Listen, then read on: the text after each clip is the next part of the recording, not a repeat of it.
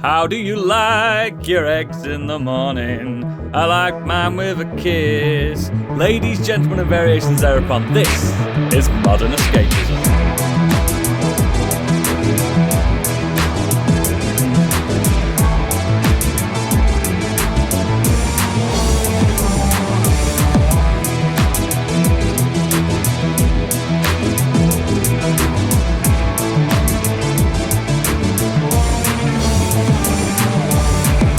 Hello, my name is Easter Oodles, and may I speak to you all about our Lord and Saviour, Jesus Christo. Joining me today, my acolytes and clergymen, the Right Honourable Reverend of the Holy Roman Empire, it's Stig. Sorry. He's eating. Eating on pod, bad form. Hello, sorry. I was eating a crisp and I forgot to unmute. Hi, it's me. I'm Stig. I'm here. Also, the sister of the Holy Cross and Archbishop of Banterbury, it's Candy. Hello. To answer your question, I like my eggs in a cake in the morning. Okay. Excellent choice. Stop eating. Yes, stop eating.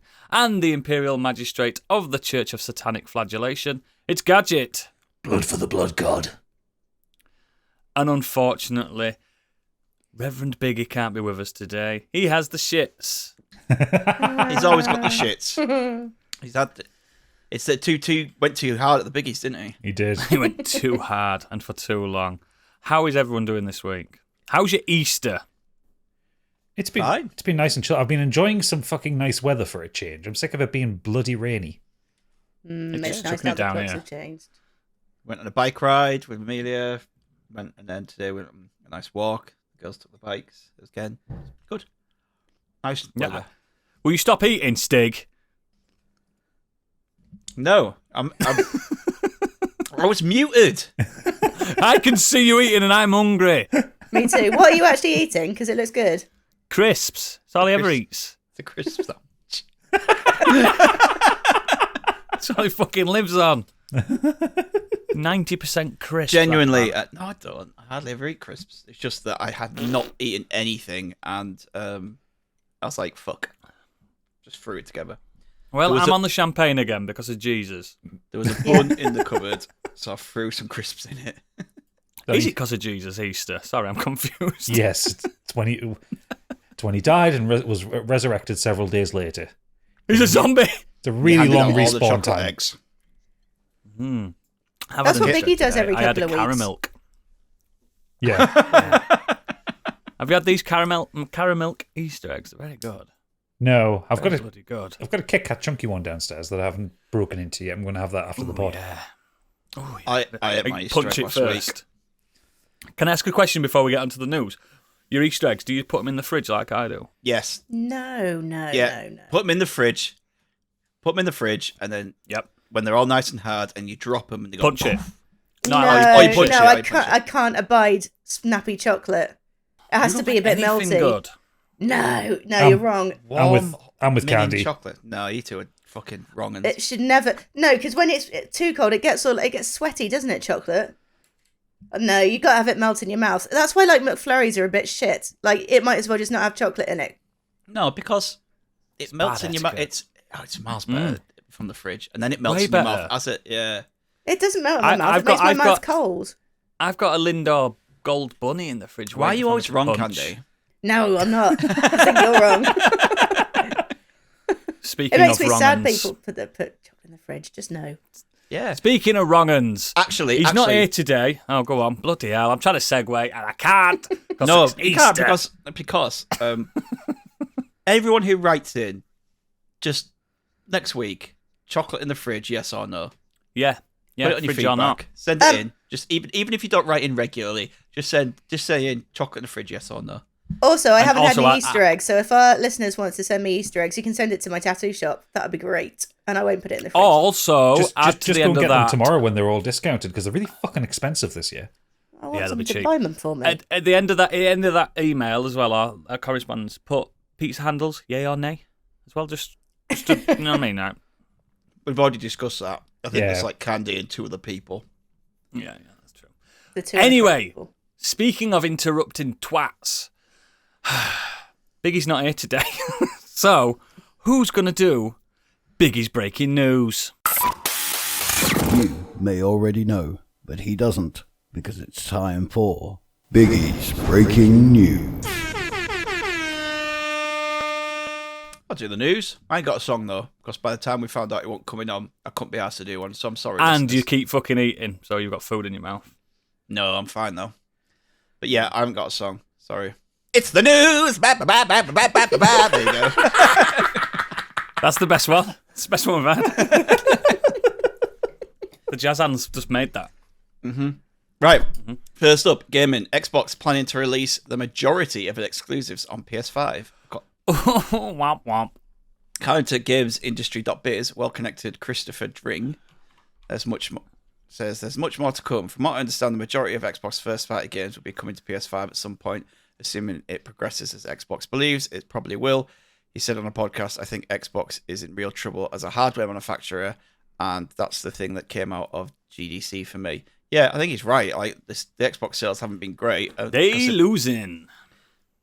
Well, they're focusing on the software out there, pushing it on PC, and pushing it on Who'd have TVs. thought a company called Microsoft would be focusing on software? They should have just stuck with that all along. Software. I mean, the Xbox consoles good have at been that. universally great. I mean, the Series X is still fantastic.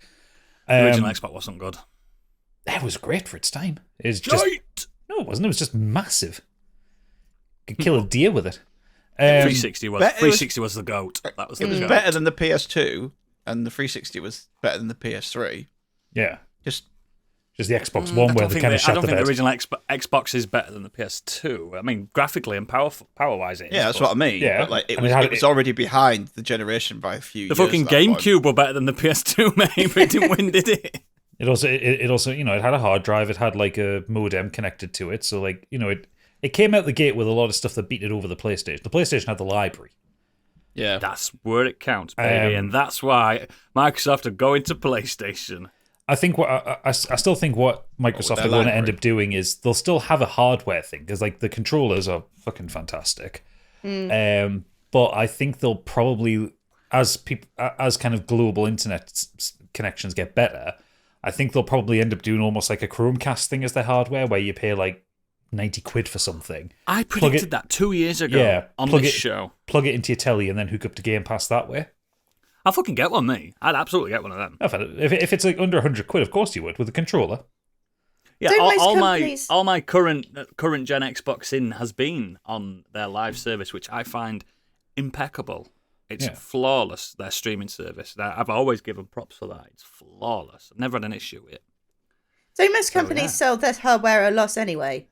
Yeah, normally, yeah. Yeah. They don't. So They, they're probably rubbing their hands together. Like, they don't, Yeah, they- probably. it just does not matter. they don't tend to Yeah, make a profit on true. the hardware until like the last 2 years of a generation when the parts have become really fucking cheap because they're out of As date. much as a lot of you guys love Xbox as well, and you've got a fondness to them. I mean, I ain't loved them since 360, but how good is it going to be to taste the salty tears when I'm playing Halo on my PS5? It's going to be delicious. I don't think you'll get Halo. Delicious. I think eventually there'll be Halo on the PlayStation, but it'll be when Xbox drop the hardware completely. Because there'll be no point keeping it off there. Oh, I can't wait. I'm just going to play it in spite. Weird. It's exciting, Anyway. mate. It's exciting. I don't have to buy another console. It's exciting. Yeah, you just have to keep looking at your PS5. No. Love-hate relationship. It also put in there about issues with the fact that they have to keep creating games for the Xbox Series X and the S. Yeah. You've got third-party publishers going, we're putting a lot of effort in trying to create a Series S version and an X version of a game, when, to be honest with you, for us, the market is PC and PS5. The S was a great idea, Mistake. but in terms of we're trying to give people a budget option, and it's a nice little machine, but for developing and game developers, it's fucking nightmare. I wonder if they'll probably get to the point where you don't have to make a specific S version of a game, but you have to leverage it through xCloud. So like you install so much of the game, but it's running via xCloud or something like that. that would make more sense because they don't want to cut off that market because they did sell a lot of the Series S because it's cheap as I still chips. think there's more X's out there than S's. No, yeah, but like early on, they sold a lot more S's. So it was Yeah, and I got rid of mine quick smart. Well, yeah, because he needed drug money. That's irrelevant. That's coincidental. Now the problem Cool. The problem is if you were presented with an option, here's an Xbox, this one's cheaper, does the same thing. I'm going to go with the cheap one. Like the general public is going to go, I'll just go with the cheap one. I did it. There's been some leaks come out of the all-white digital-only Series X. Looks weird. Look, it actually does look like a fridge now. I don't like white consoles. White consoles are shit. No. Looking at you, PlayStation. Yeah, Looking at PS5 you does look like shit. right now. It's so fucking gross.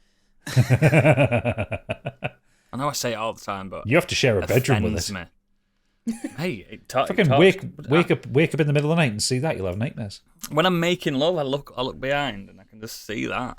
Just He's watching looking you. over, and when he sleeps, Like a he looks bouncer. over him, it's like, Yeah, it's awful. Yep. Beep beep. Actually, speaking of PlayStations in the dream, in sleep, last night of all nights, my monitor just flashed up. You were facing the bed, flashed up at about 5, 6 in the morning. Well, it would have been 4 in the morning because of the daylight savings. But however that works, I don't know how time works. But yeah, it flashed up forward. and lit that fucking house up saying rebuilding database. We must have had a power cut in the night. Yeah, It's rebuilding the. Oh, shit, me said. Yeah, you'll have had one of those I like thought 2 the minute ghosts were power. here. You'll have had one of those 2 minute power cuts or something. Yeah, shit, me said. What's going on? And like in a haze, just like what the fuck? Frightening. Ugh, awful. Anyway, next, boring consoles. Speaking of boring consoles and hardware, developers allegedly pondering the point of the PS5 Pro upgrade. Speaking as part of a podcast, GameIndustry.biz' well-connected reporter Christopher Dring. There he is again.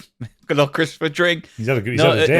Get him on the show. Yeah, noted that he didn't meet a single person at the show that understood the point of Sony's mid-gen upgrade, which is rumoured to be releasing later this year. He clarified that he expects the PS fans to upgrade, and thus there are inherent advantages for Sony, but game makers are struggling to get excited about the system.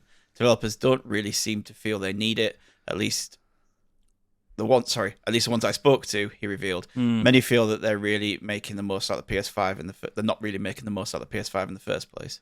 That's because the PS4 and the Xbox One were wildly underpowered devices for what they were aiming to do. And Go on, sorry. This generation, the PS5 and the X, they're closer to PC hardware, and they were kind of overpowered for when they came out. Like, the PS5, I think, at times is targeting like what my graphics card is in my PC, which didn't even come out that year.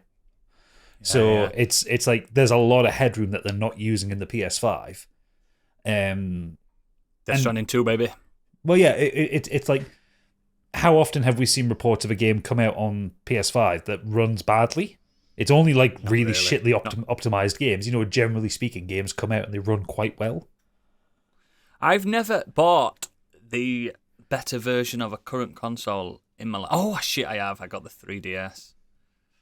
Yeah, I got 3DS, which is the better version of the DS. Is that a separate console? Was the 3DS a separate console? I think it was separate, wasn't it? 3DS, Yes. but then there was the new 3DS. That's the one I got. I got the new one. Yeah, that's After the I'd got the normal 3DS. That was the upgraded one. I got one with a nubbin on it.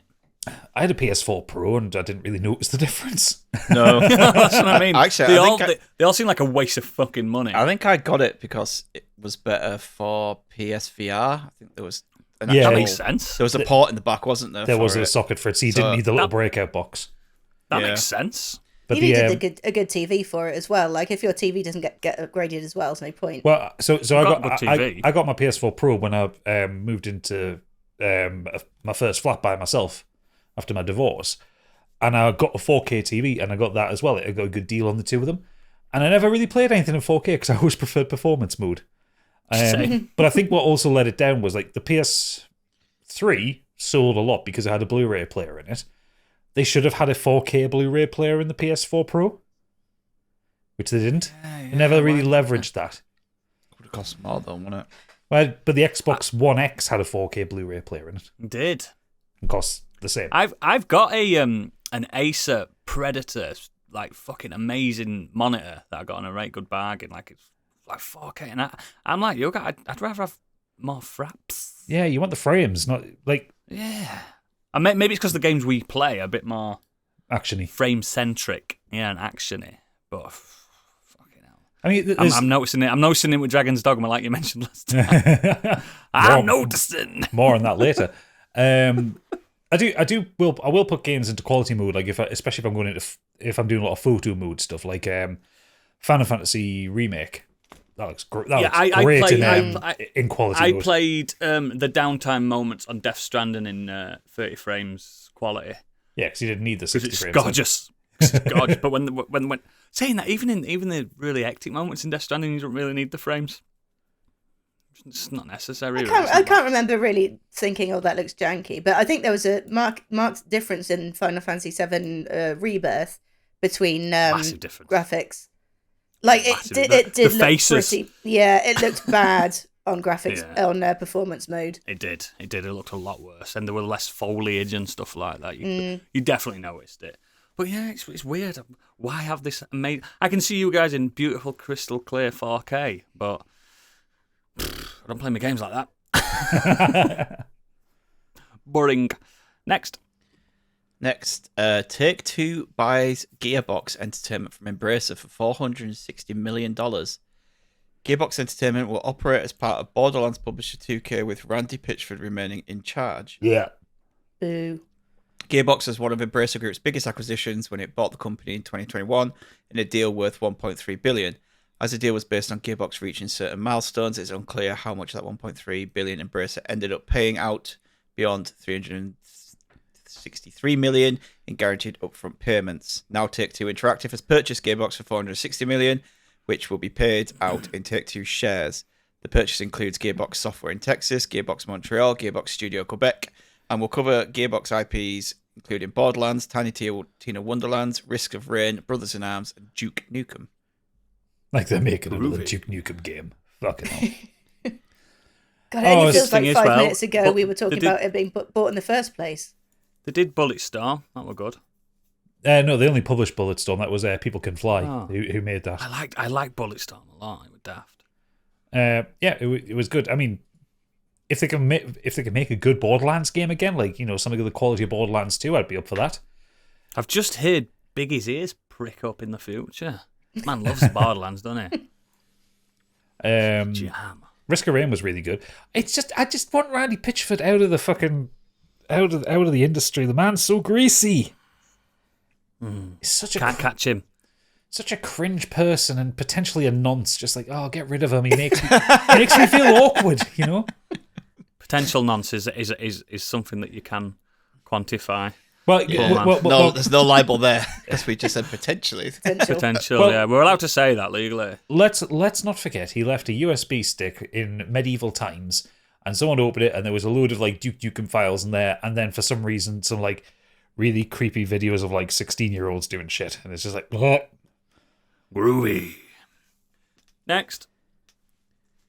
Next, on top of character DLC and microtransactions, Tekken 8 is now getting a premium battle pass. Months after its initial release, Bandai Namco seems hellbent on squeezing as much money as possible from Tekken 8. Not only does the game have seasonal DLC passes, the first is set to offer 4 additional characters, starting with Eddie next week. But it's recently added microtransactions where you can exchange premium currency for cosmetic items. I've seen the Eddie trailer. It looks good. So Remember when you could unlock these characters by just playing the fucking game? Like, that was the one thing that got you replaying Tekken over and over again. Why do I want to play the story mode and the arcade mode over and over and over again? Because I get to unlock stages and characters. Because I've unlocked Gone, and no one can beat me now. Exactly. There's you, two. You had to do something so special to get Gone and Dr. B. Like, it was. Yeah. It wasn't just a case of defeating the game. You had to do it specifically and everything. Yeah. It was so good. I've just looked on Steam at the DLC page. There's two DLCs showing at the minute on it. One is the Tekken 8 Ultimate Pack for £17. Ultimate Pack includes the following content: Avatar costume, classic Tekken t-shirt set, 32 designs, and Avatar skins for Kazuya, Jin, and Jun. And then there's this deluxe upgrade pack for £35, which includes playable character 1 year pass, so Eddie Gordo and others, 3-day early access for DLC characters, and an Avatar skin for Kinjin. And That's more than I paid for the game, that. And character costume gold suit pack, 32 total. So you get 32 gold suits. That doesn't seem worth it. I love Tekken. I think it's an amazing fighting game. This one especially is incredible. It looks amazing. It fights amazing. But just rinsing people for clothes and cosmetics is just disgusting. It just seems to be the big fighting games because Street Fighter 6 is getting that way, and Street Fighter 5 was fucking terrible for it. Make me want to play online. Like, make me go rank up to this level and you'll unlock these. Fight this many people and you'll unlock these. Not just like, I know why, because they're a business and they want to make money. But like, give me a reason to want to continue playing online and fighting people and doing stuff. Like at the minute, there's £135 worth of DLC for Street Fighter 6 on Steam. One of them's just the original soundtrack, which is 60 fucking quid. It costs more than the bastard game. And people complain about Dragon's Dogma. Fucking hell. I think we peaked at Dead or Alive Extreme Volleyball too. We didn't know how good we had it. What was Street Fighter 5? Because that one was ridiculous. Mm-hmm. We didn't know how good we had it. I don't know. Stellar Blade's got some good physics. There's a demo out now, isn't there? I forgot to download exactly. that. I forgot to download that. all I've seen is her going up and down a ladder. Yeah. Excellent ladder physics. Yep. Mm-hmm. Cool. Next, over into the world of film and TV. Christopher Nolan will now be referred to as Sir Christopher Nolan. Yeah. As he's been finally receiving a knighthood for services to the film industry. He's had a good 12 months. Yep. He really has. His producing partner and wife, Emma Thomas, will also be receiving a damehood. That's sweet. You can just see them now just rattling around the house going, Sir, Dame. See, I quite like that because obviously he's the face of his films. Yeah. Because he's the director, but when she works on them and produces them and does all the other stuff, She's getting the credit as well. Yeah, they're recognising her work as well. I also think we should go back to medieval times where knights have to actually defend the realm. I can imagine Elton John leading the front line. Get him, darlings! James Dyson on the front line with his sword. Yeah, chasing off the French. What they should do is, if I was given a knighthood, rather than just getting a medal or whatever it is to get, I'd want a suit of armour. So can I just have a suit of armour instead? Do you know how impractical suit of armour's are? You can't sit down in them. I know, I don't want it to wear. I just want it for my house. I want it in that corner right there. Imagine there, just every week I'll log on and there's a suit of armour. I thought you had one. I thought you already had it. I'll tell you what, Stig, for your 40th birthday, we'll all chip in and get you a suit of armour for the corner of your room. Oh, brilliant. Get saving. You've got 2 years. Yeah. Fuck, and you're not getting any help me, mate. Not a chance, not for that. I'll buy you some Gundam. Buy you a dress. I'll buy you some Gundam oodles. That'll sweeten the deal. It will sweeten the deal, maybe. Yeah. Can you get me that Metal Gear X? Fuck off. I want that. Don't even have Gundam. Get two. I posted that Metal Gear X, the Lego looking one. Yeah. Seen it? Yeah, you can get it. It's about 55 quid. Kate was like, "What do you want for your birthday?" To give some ideas, I was like, I just sent her that on WhatsApp. They've done a gunplow on Metal Gear X that me and Gadget are talking about. How much is it? Like 400-500 quid? Yeah, because it's like super and it's limited the size edition. of a small dog. Yeah. Oh yeah, no. This is just about I don't think it's probably about 10-inch, maybe or something like that. So yeah, the Gunpla one's like 24 inches, something like that. It's a ridiculous scale. Massive. I think it's supposed to be in scale with the action figures you can get from Metal Gear Solid. Yeah, and he says build time 18 hours. Like, it usually takes about 2 hours to build a Gundam. 18 hours is absolutely horrendous. I want it. I want it so bad. I do. Next. Timothée Chalamet has signed a multi-year deal with Warner Brothers to start and produce in new films. So good for him. Is more June. Yep. Robin. June Messiah. Nightwing. Is Wonka Warner Brothers as well? Yeah, it is. Yeah. I think we're going to get at least another Wonka film from him. The Wonka Cinematic Universe. I actually think we're going to get a Wonka... Wonka, film. The Birth of the Unknown. I knew you were going to say that. I think we're going to get a Wonka film set in between one that just happened and the Glasgow thing. and Charlie and the Chocolate Factory. Oh. Yeah. And then we're going to get a Charlie and the Chocolate Factory with him. Yeah, that would make sense. I think what this basically leads to is at some point there's going to be some passion project that he wants to do come out. But we're going to get... This is like sealing him as a leading man. If Warner Brothers are putting him to a multi-year deal, this is kind of... There's going to be a lot of films starring him coming out as the lead. Yeah. And I think Dune Part 2 sold that for a lot of people. I think... I feel a bit shitty about that, because Warner Brothers are going to pump out AAA blockbusters. I like him in his indie darling films and stuff like that. I don't want him to lose that edge. I don't think he will, but... I mean, he's still got that edge in Dune Part 2. Like, seriously, watch it. I intend to, pal. Don't worry. I'm not going to not watch it. I know, but I do think Gadget's right. Like, there'll be somewhere in that contract to say, I can still do other films. 3 for you, 1 for me, kind of thing. yeah. Yeah, I want to do this. I find this film that I want to produce. I want to, be part of this film, and you've got to do it with me. I really liked his bit part in Don't Look Up, for instance. Really just a tiny role, and he was just really sweet and cool in that. You know what I mean? There's loads of stuff he's done in the back. He's not all. He doesn't have to be a leading man to like pop. I like him. He's just a good He's actor. the new DiCaprio in my eyes. Yeah, I can see that. As long as he just doesn't have a problematic dating life, we'll be golden.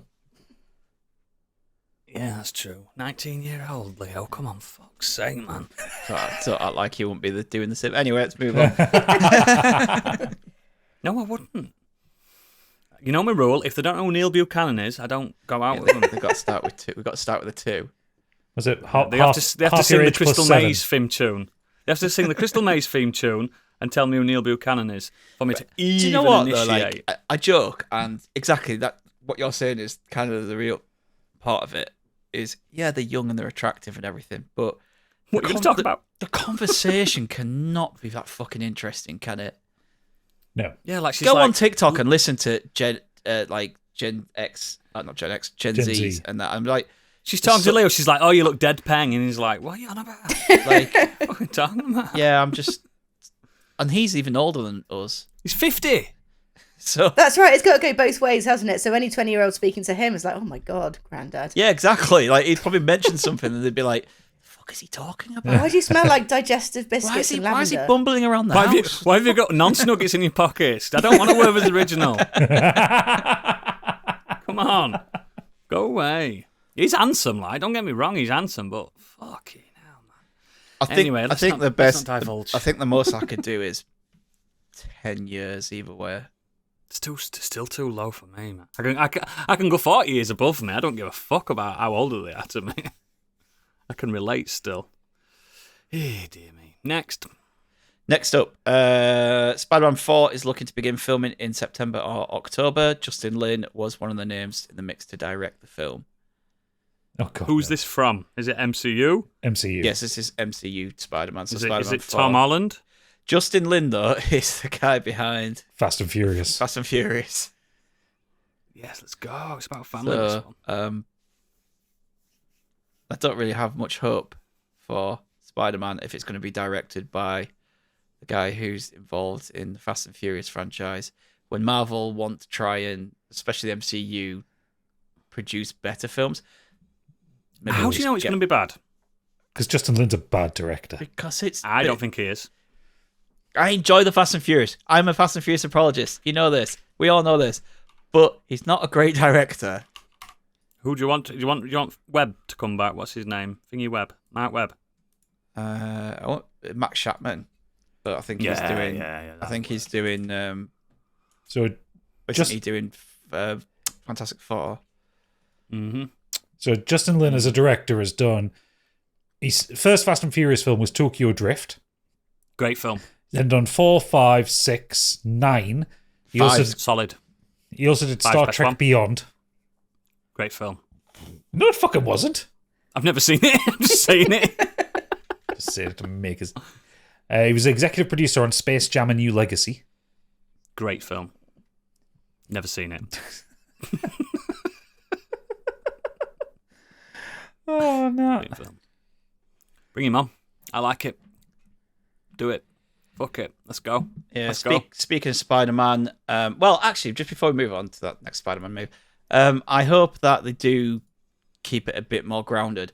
I had heard the rumors that Marvel, Disney side, wanted him to be a bit more grounded and street level this one to just make it a bit different. And then Sony were like, no, we want big budget splashing everywhere and multiverse stuff. Based on who has done the better output of films for Spider-Man. Yeah, I don't think Sony get a word in. Yeah. I mean, also the ending for No Way Home set it up as if he was going to be neighborhood Spider-Man again. Yeah. I'm telling you, we had the Venom set up, D'Onofrio's back as Kingpin. I want fucking Kingpin in Spider-Man. And the end of Echo, spoiler alert, beep, beep, beep, beep, beep, beep, beep, he's going to make himself the mayor of New York. So if he's the mayor of New York... That leads into a lot of Spider-Man stories. Yeah, and Spider-Man street level stuff. There's a lot of stuff you can do there. Plus, if you can be all like, oh, well, how can he fight against Spider-Man? Symbiote. Do something different. Don't do Venom. Have Kingpin, have it attach itself to Kingpin and have like Kingpin be the one. I'm pretty sure he's probably at some point Oodles, has he? Yeah.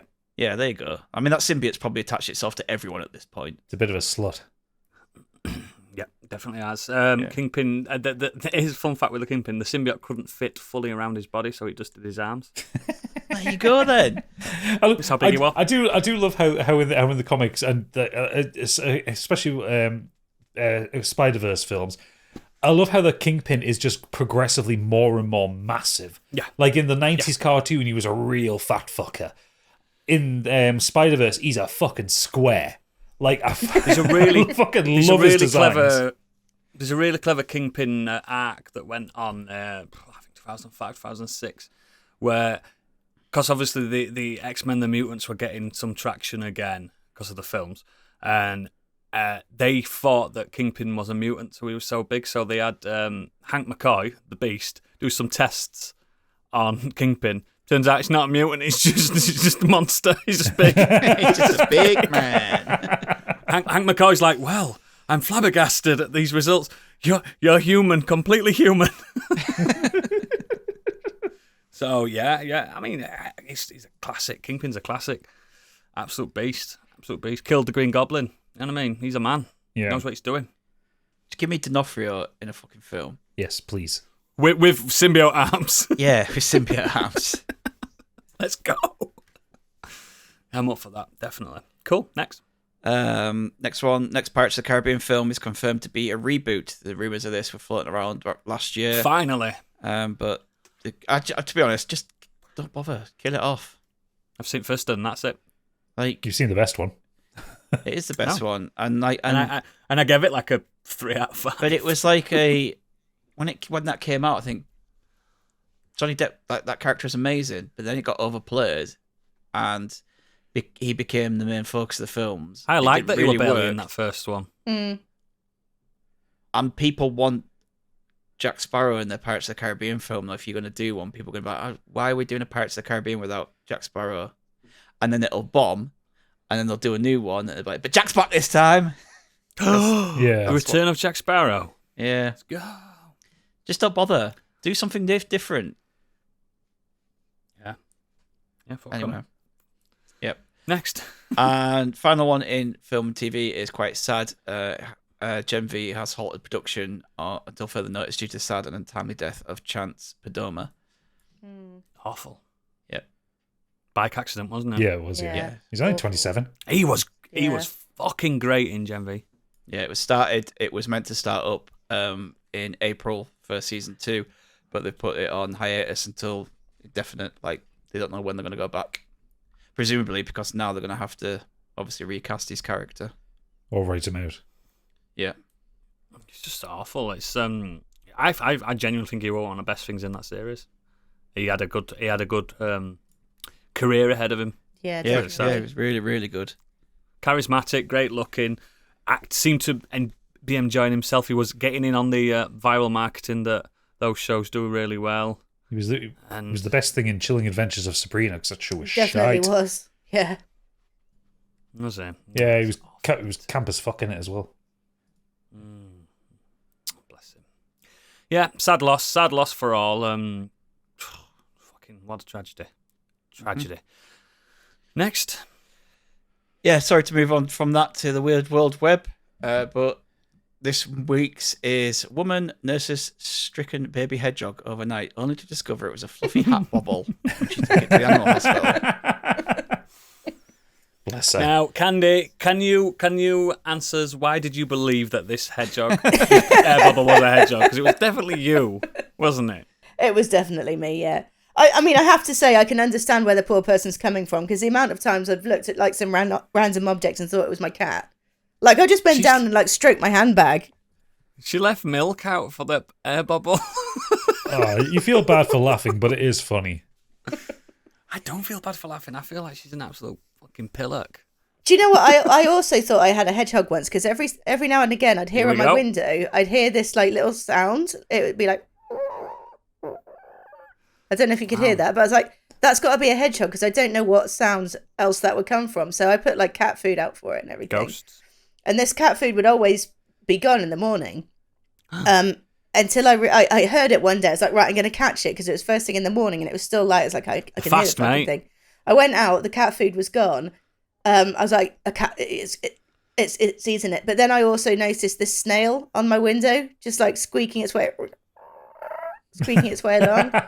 So it was fucking slugs You've got the hearing to be able to hear a snail. scraping across my window. I swear, I can hear it on my Is window. that your mutant power? Yeah, maybe. But yeah, I was really, Really good disappointed. hearing. It's just like slugs and snails like scraping their way across my window. We've got a hedgehog that comes into the garden every year, and it's where his little mating ground is. So like, there's been a couple of times over the years we've lived here. Like, I've gone out for like a smoke in the middle of the night, and I've heard a bit of hot and steamy hedgehog sex. Oh, a shag pad. Yeah, for them. yeah. They make a fucking racket. When I was in Thailand as well, Sounds we like they're were torturing in a each other. hostel. We were in a hostel, and it had glass windows on this hostel, but it was more like a beach hut. Well, as type opposed to thing. those brick windows that they have. Yeah, and every night it would go, I could hear tink, tink, tink, tink, tink on glass, and I'm like, what the fuck is that? I wouldn't think it was a giant spider crab climbing up the fucking glass. Spider crab. Crab, it's a crab, it's not a spider, it's a crab. Even so, they're the spiders of the sea, though, aren't they? Yeah, and it was just massive, and it could cling onto glass. Think of the power it had. It was massive, and I found it fascinating. I've got Spider crabs videos are mental. somewhere of it. Yeah, they're insane. They don't believe in gravity, I don't think. There's a TikTok going around of a ship that was in Thailand that was being overrun by spider crabs in the Japanese seas.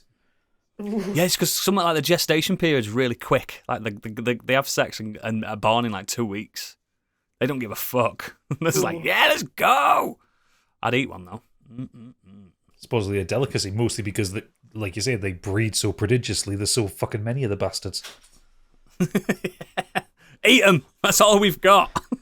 The bugs of the sea. Cool.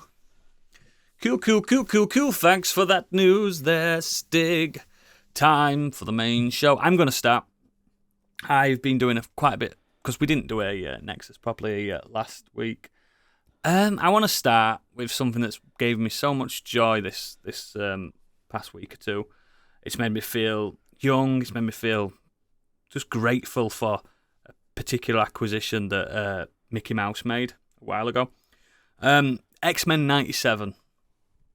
Is anyone watching this show? I've not seen it yet. I'm waiting for it all to be I'm out. waiting for it all to come out, yeah. So I've watched 3 episodes. The only 3 episodes that are out as of recording. It is the continuation of X-Men from 1997. It is not a reboot. It is a continuation. So, luckily, the first episode does a really good recap of what's gone on before. Yeah. Oh my! If you skip the intro on this show, do you know why you can skip intros on shows? There's something wrong with you. You need to They've report into the rejigged. police. They've rejigged the intro and made it just that little bit more modern. Is it still Added extra guitars. Is it still? Oh that yeah. song? Just added a bit more chug, Oh, chuggy chug to it. like a bit of chug.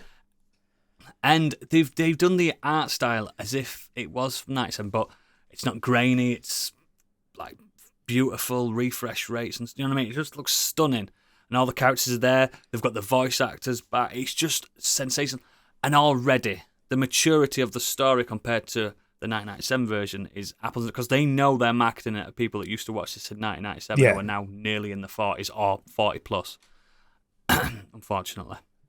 And it's just, it hits so hard, so fast. There's just revelations happening that's shaking what I knew of that old. I can't say it's so story focused. It's unreal. It's like a high drama, but X-Men cartoon. Do you know what I mean? It's really fucking sensational. And episode 3 in particular felt like a season finale on its own. And every episode ends on a cliffhanger because they know they're bringing it out every week. Oh my God. If you're not watching this, you're doing something wrong with your life. I'm going to watch it. Trust me. You know, I've been waiting for it. I just want it. I just want them all out. I want them all out rather than... So... It's so fucking good. I don't know if you've seen it on TikTok, everyone buzzing over it and stuff like that. But I like how people are just discovering how quote unquote woke X-Men is. They've never been woke. My favorite. They've always been the same. Moaning about the fashion and like the Gambit, and it's like, this is meant to take place 97. Remember, so the people kicking off the Gambit's queer code, and then there's like people like stitching them going, did you not see it in 1997? He throws pink cards. He's got a pink suit of armor on, pink vest on. He's pretty gay, but yeah, at the very least, he's incredibly bisexual. Yeah, there's a lot of coding like that, but in a good way that it's not any different, because obviously X-Men was created for the civil rights movements and equality and stuff like that in the first place. And it's just going on about that. It's just carrying on with that kind of those kind of themes. Remember, it's a world where they inhabit before the internet took off. Yeah. So it's just a microcosm of like news stories and fake news coming from big CNNs and Fox Newses and stuff like that in their universe. And it's just great. And Magneto in this is... He has long flowing hair. He's got... Because he don't need... spoiler alert, at the end of the last... in 1997, Charles Xavier died. Right? In 1997, that's how that ended. In this, it's the aftermath of him dying. And now, Charles Xavier's dead, Magneto does not need to wear his helmet. Yeah. And he's got a beautiful head of hair. And he's ripped. He's been to the gym. He's trying to shag off the X-Men. As he would. They're all beautiful. I'm not kidding. He is. Rogue was still my first love as a child. Who are you? Yeah, but they've taken away her bum. Unwatchable. Well, get ready. To stare at now. There's a lot of Rogue in this. There's a lot of everyone in. It's just there's a lot of Jean Grey in this as well. Sugar. If you like your gingers, it's just I don't know. It's just why does he not wear the helmet against Jean Grey then? Because she's telekinetic. She's not psychokinetic. And they're not against each other anymore. I know. If you know them from the original, they're not enemies. But it's just really fucking special. It's the reverence, and it's got Kevin Feige written all over it because it's funnier than it used to be. You know, his executive producing is like, make it funnier. It was still pretty funny back then. I still get a kick out of it. Was funny out of Wolverine with the photo frame, and that's just now become my favorite meme of all time. There's also that clip of him, like you see him running from the ship in the background, and he just runs up and like I think it's Cyclops. He just punches. Yeah, it's like one of those like it looks like a Monty Python, like forever running, and then eventually gets there. And also, if you are a Cyclops stan like I am, if he's a very underrated character, he's had to take the mantle of leader, and it's a good like imposter syndrome style story to it so far. He's still a goody two shoes. Well, not quite. But how can I run this squad when there's so many more powerful people than me in this squad? Do you know what I mean? Look at fucking Storm. She's an Omega level fucking mutant. Do you know what I mean? An actual god. And Magneto's an Omega level mutant. It's just really fucking special. But that's not the only thing I've done this week. I've done a triple threat this week. Oh. The main thing. Oh, you tripled yourself. I've tripled myself. I've read a book. I've watched the film of the book, and I've watched the remake of the film of the book all this week. Fucking hell. Yeah, all firsts for me. So I've read the book Papillon by Henri Charrière. Do you know of Papillon? Not the title. Only the title. So, it's a story about the main character, Papillon, who is Henry Charrier. It's an autobiographical book / film / remake of a film. And it's about how he's wrongfully accused of murder in Francais, and he gets sent to somewhere. French Guiana. South American. French Guiana, there you go. You'd think I'd read book on it, but I did. French Guiana into like a prison that's like you can't escape, and it's the book is a typical Moby Dick style. This is what I did next. This is what I do. Yeah. This is how prison life works. I'm breaking it down to you. And the film, the original film is it's what's his name? Great Escape. Steve McQueen. Okay. And Dustin Hoffman. Steve McQueen and Dustin Hoffman. All right. Steve McQueen's Papillon and Dustin Hoffman's is right-hand man in prison. And the remake is your man from Newcastle, from Sons of Anarchy. Charlie Hunnam. As Charlie a Frenchman. Hunnam.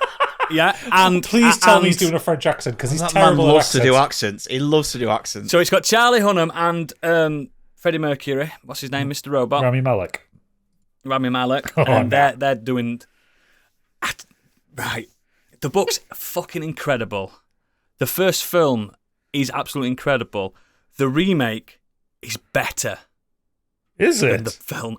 I fucking love the remake. It scored better as well. It's got a 51 on So- Metacritic. Yeah, but I'm not about user score. The original wasn't that fucking high either. But they did it in the original film as well. They didn't pretend to be French. They were from France. They didn't put French accents on. Oh. Nobody did. And they don't in the remake either. And it's the only time I've really liked Charlie Hunnam, apart from in The Gentleman. I liked him in The Gentleman. This is one of those films that makes like that you can see where like Frank Darabont got his idea for what's it called, Shawshank Redemption and stuff like that. Right. Do you know what I mean? Because the original was like 70s, I think, and because it's all based on real life, they actually had the guy that went to that prison, Henry Charrier, Papillon. His nickname's Papillon because Papillon's butterfly in French, and he's got a butterfly in his chest. Okay. Tattoo. Anyway, so yeah, he's been on both, and he's been able to correspond with directors and stuff like that and make sure it's accurate. And I thought it was absolutely beautiful, and I didn't even know the remake existed. But I read the book, and then I watched I knew the 70s one existed. I watched that, and I thought that was brilliant. And then it popped up on Amazon saying, you might like this. It said Papillon again. I went, it's a show. And I'm like, oh no, it's a remake. Oh my God, it's got Rami Malek in it and Charlie Hunnam. Fair enough. And I watched it, and I like it more. And it's probably blasphemous to some people, but I like it more than the original film. The book's better than all of it. I mean, God, I'm a snob, aren't I? The book's fucking incredible. But if you're into... I don't know, I really like the genre of being imprisoned and trying to escape prison and insurmountable odds and the human condition and stuff like that. I don't know, there's something... I like that I'm not in prison. Do you know what I mean when I'm watching it? I'm not there. I'm very fond of not being in prison. Yeah, but it's just, I don't know, it's really good. It's twisty and turny, you don't expect it. It's not as straightforward as Shawshank Redemption, where in Shawshank Redemption you're just waiting for him to get out, aren't you, by the end? This is he even going to continue to try and get out anymore? Or has he just thought, fuck it? That kind of thing. It's really clever. And in this, you know he's innocent. Or at least the author states that he himself is innocent. Yeah. Do you know what I mean? In the book. So he's wrongly accused. And so why wouldn't you want to break out? And back then, in the 1930s, 1940s, the French weren't really listening. They was like, get him over there and leave him. It's just really fucking good. If you've not watched it and you're into that kind of genre, the prison life genre, I don't know what it's called, just prison films. Is it a prison Prison break films. or is it just living in prison? It's living in prison. There's aspects of prison breaks, but it's just really good. It's gritty. It's not for the faint-hearted either. There's a lot of man-on-man violence. There's a lot of buggery and stuff like that. So if you're not into that, don't watch it with the kids. Don't watch it with your nanan. But the book's fucking graphic as well to read the book. It's not a long book either because it's a memoir. Yeah. I really recommend it. I don't know why I went to it. I don't know why I picked that book. Oh, I do. It was free. Ah, there it is. So at work, they've got a bookshelf where people swap books, and I don't replace it with any of my books. I just take them. Just take the books, and I saw it. And I went, I'm having that. You're terrible. And I like a nice paperback that I can fit in my back pocket. All right. Some cool like that. But yeah, really, really recommend Papillon in any of its guises. Any 3 versions of it, really, really, really enjoyable. And that's what I've done this week, apart from playing a game that I'm pretty sure Gadget wants to talk about. So we'll move to him now. Okay, so a couple of things before I get on to what Oodles and I have been doing. On Netflix, season 2 of Physical 100 is out, which is the Korean game show where muscly people compete against each other. The sexy show. Yeah. We've been watching that, and it's another 100 really, really fit and healthy people doing extreme fitness challenges. They look like statues, and there's statues in it. Yeah, because Do they still have to smash the statues? so the conceit is that they have a cast made of their torso, and it's all about who has the most perfect body. And when you're eliminated, you have to take a sledgehammer to your plaster cast torso. Like if I was in it, listeners, I'd be the sledgehammer. If you Handle. If you were in it, Oodles, you would just be a hole, a greasy hole by the end of it. Do you remember how the first challenge in the first one was that you had to hang on for a long time on this thing? I don't think I'd be even able to jump up and grab the pole. So how long do you think you can hold yourself? Because I've done that myself, not from that high up. I've done it. I haven't had to try in a while. I can hold myself for about 5 minutes, because I'm skinny. I can't hold myself at all because I've got this huge gut. You've got huge arms. Oh. Yeah, no, I still can't do a pull-up yet. The first challenge in this one's even more brutal. They put all 100 of them on unpowered treadmills. So normally with a treadmill, it's a motorized belt that you're running on. These ones, it's a weighted track that you have to push. Oof. And with your feet? With your feet. So it's supposed to simulate running on the road. Oh, I bet it doesn't. But it's heavy. So they've got to do a 10-minute run on that. The 50 people who got the lowest distance are eliminated. Yeah. That 50 then the winning 50 then have to do another 7 minutes to get the top 10, and the top 10 have to do another 5 minutes on top of that. Fuck. And you see these fit people absolutely suffering. It's incredible. I'm fucking exhausted watching it. I'm sat there with me fucking McDonald's watching it. I'm just like, nah. I do like the spectacle of that show. I watched most of the first season. The spectacle's incredible. It's so overproduced. It's the zoom-in cameras. It's just really fucking funny, and the glistening abs, the glistening biceps. It's just yeah. They've put a lot more contact sports into this one because there's a lot more people who are wrestlers or martial artists. I like the tag one they did last year. So I enjoyed that one. So the tag one's still in it, but now you've got to hold on to a medicine ball rather than catch each other. Ooh. But you get a choice of 3 arenas. So one's the original tag arena where it's a load of obstacles and you got to run around. One of them is a water pit. So it's a few inches of water. And then the third one is a UFC ring. Oh, like an octagon. Octagon with the chain link around it. Ooh. And there's a lot of UFC fighters in it this year. And it's absolutely brutal. And they still do the thing where everyone is dubbed with really crap American voice actors, and it's so That's my favourite thing about it. It's so fucking funny because they go, oh my God, you look like a god. Yeah, they get the tone and the emotion completely wrong of every single person. It's brilliant, but they've and they'll go, because they'll have a famous one on it. It's him. Oh no, it's him. What is he doing here? Yeah, it's so good. It's great. Should we do our own dub? We should do, yeah. Special, Patreon special. But yeah, the second season's out now. They've amped up the challenges. They've amped up the people that they've put in there. They've amped up the Dutch angles. There's one lad in there who they affectionately nicknamed Thanos.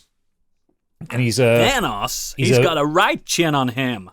He's a bodybuilding model, so he's like a fitness model. But his physique is surreal because it's he's got these huge traps that come down, and then his delts and his shoulder muscles extend outwards, so he looks like a kind of a triangle with a triangle on top of him. He looks surreal. He doesn't look human. I like him. I'm into him. And there's one really jacked lass in there, and she's incredible.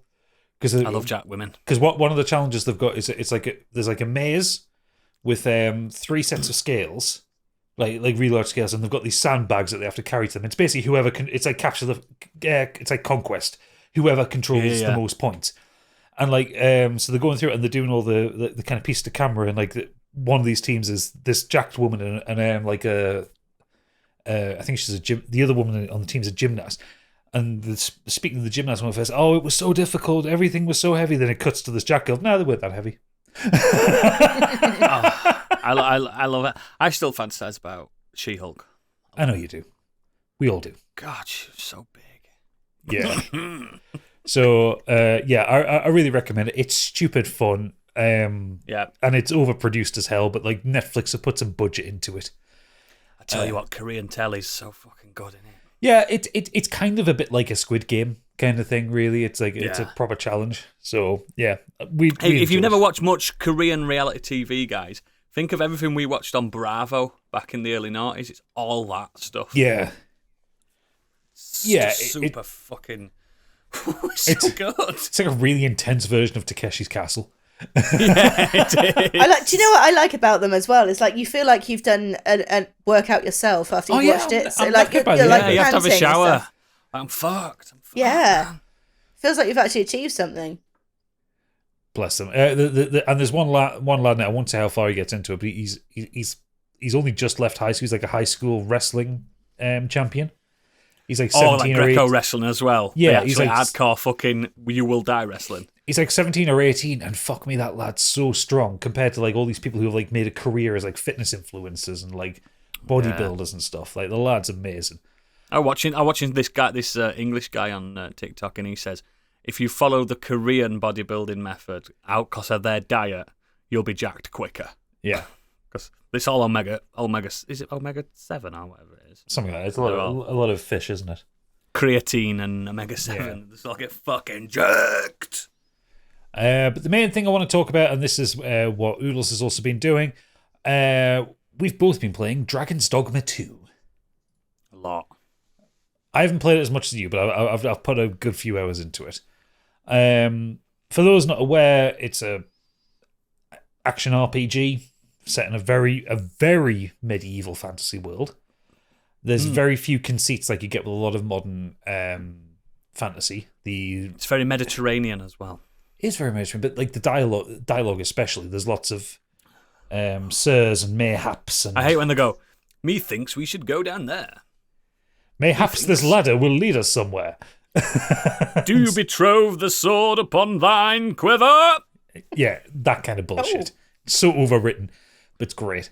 You play the Arisen, who is the person who has been chosen by the dragon, and the dragon's eaten your heart. You've been deposed from the throne. Not good, that. No, not really good. Not good for you, pal. You've been deposed from the throne for some because of a rather corrupt regent who wants to keep her family on the throne. There is an usurper. A usurper to the throne. And you break out of a slave colony, and it's your job to get back in the big chair. Hang on. You break out on a griffin. On a griffin, yes. There's a difference. Oh, poor Henry. He gets knocked out of the sky as well. I loved him. He was a good boy. So we've talked about this before. Oodles and I both loved the original Dragon's Dogma, which came out like a decade ago. God, I feel old. And it was also a really obtuse and difficult game to get into. Came out similar time to Dark Souls. I was just having an obtuse year that year. Yeah, it was about a year after Dark Souls it came out. A lot of people compared it to Dark Souls, and it was not like it. Apart from you have big boss monsters. It's more like Monster Hunter. Yeah. But it also had one of the worst openings of any game I've ever played. Like, first 5 hours are fucking terrible. Fucking shy. I don't know how I got through it. Thankfully, they fixed that with this one. The opening is much better, much more streamlined, gets you to the point quicker. It is. They've basically just taken Dragon's Dogma and done more of it. They just made it better. Yeah, I mean, we'll go into the first point. The microtransactions don't really matter that much. There was a big thing where there's loads of kind of like, you get Rift Stones and Keystones and shit like that, and you can buy them on the PlayStation Store or the PS or on Steam Store, whatever. I've not needed to use them, and it's never been pushed in front of us. Like, even when you go into the main menu, there's no option to go to the PlayStation Store. I'm that far in front of you, Gadget, that now I've got these in-app purchase items that I've collected in the game. I've got that many of them, I've had to put them in storage. You do not need to buy any in-app purchases on this game. No. The other point of contention is the frame rate is dog shit. There are times when it runs like a slideshow, but I think I got down to 10 frames yesterday. Yeah. The problem, and the reason why the frame rate is so dog shit is the world is fucking gorgeous. Like, they're really pushing a lot at the RE engine. There's no loading at all. No, it is a seamless open world. You only get a loading screen when you die and respawn. If you die. Even when you use like a rift stone or a portal stone or whatever it's called, and you like it's instant, isn't it? Fast travel between places, it's instant. Mm. So it's simulating a lot of the world. I get why the frame rate's bad. I wish they kind of maybe delayed it by a few months and got it sorted, but hey ho, this is where we're at. They patched it this morning, and it's improved the first major city. Really, really significantly. As I've noticed it, like the NPCs don't just pop out of nowhere anymore. Oh, that's good, because that was annoying me. Because you can't find people that you need to get to do your quest because they're invisible and they haven't loaded yet. Yeah, but that doesn't happen in. I haven't checked out the other major city yet because that is even more packed than the first one. Yeah, well, I'm still in the first major city. I've heard that there's some stuff in the game that could like properly break it. Like if you I'll talk about that in a second for you. Yeah, but that sounds quite intriguing, really, that like, if you don't do something it can fuck up the story so much. Yeah, I've got an anecdote on that, but I'll let Gadget finish his point. Yeah, it can be. So there's like a full day-night cycle. Some quests are tied to time, so if you don't do them in time, or you wait, you do too many rests between them, you'll miss them, a little bit like how Baldur's Gate did it. I like that. I like that because it feels like it's got consequences. Whereas there's so many RPGs just like, you've got to go do this, and you're just like, I'm going to go adventure for 20 hours. Okay, back to this quest. Yeah, Fallout. The world's ending, but I've got to go collect chickens first. Yeah. Link, we need your help. Yeah, but I've got to slide down. I've got to cook up some chicken and go chase them. So when I started the game, so you can change your class at any point in the game because they're under what's called vocations. So you without repercussions either. Without repercussions, you keep your gear. It doesn't cost you that much. Nope. And you can level up. So I started the game as an archer, and I was having a thoroughly fucking miserable time with it. Turns out it's a really dull class that doesn't really do much. You're just kind of standing away from fights, just constantly pressing square and firing arrows and things. It's not a good class to be. Your pawn should be an archer.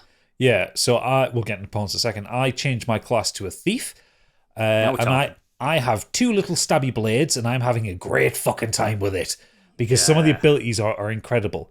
For instance, you walk in, you can set fire to your blades. Brilliant. Yeah. There's bastards, aren't there? There's a move you can do which turns you into like a version of Sonic the Hedgehog. You like jump up and like spin forward. Yeah. It's great against big bosses. You just fucking damage them through. One of my pawns keeps giving me ice weapons, so I keep freezing enemies, which is great. The pawn system was brought in the original game and it's been expanded here. That basically when you create your character, you create your main P-A-W-N. P-A-W-N, yes. We never know in an RPG these days, do you? Yeah. The porno system. After Baldur's Gate. Yeah, true. It's true, mate. There's in the fiction of the game, there are these creatures called pawns. They're kind of humanoid. They're kind of humans, but they're not human. They're like soulless humans who live beyond the rift. And they can thralls, aren't they? Yeah, they can be brought from the rift into the real world, and some of them do exist in the real world. But the Arisen is someone who can actually just pick one out who specifically, rather than them just kind of coming across the planes. Unashamedly obedient towards the Arisen. Yeah. They will let the Arisen pick them up and throw them into the ocean. Yes, which I've done a few times. When one pissed me off. Yes. Best way to get rid of them. Yeah, absolutely. They basically allow you to build whatever party works around your skills. So unlike a game like Baldur's Gate or Final Fantasy, whatever, where you have set characters that you have, these ones are all more generic characters, but they are built by somebody else and they're leveled up by somebody else. and then you can you go into the rift and you see like hundreds of them appear around you, and you can go through and find the specific one that fits your build, like a teddy picker, and fits your class. So like at the minute, so I'm a thief. I have my main pawn who is a sword and board warrior. I have a mage who specializes in healing and buffing, so he's like constantly giving me ice weapons. He's constantly setting fire to my main pawn sword, and then putting healing out. And then I've got an archer who has explosive arrows, and he's a good boy. I like him a lot. You get attached to them, don't you? You do, but when because they do talk to you while you're walking around a lot. There is a fucking great one that a lot of a lot of fucking anti-woke people got pissed off at. So if you one of the like random banter things that because the pawns will talk to each other rather than just talking to you all the fucking time. All the time. If you have a party of all male pawns, there is a set of lines where it comes out and says, "I see the Arisen has a party that is all male. I wonder if that speaks to his preference." Yes.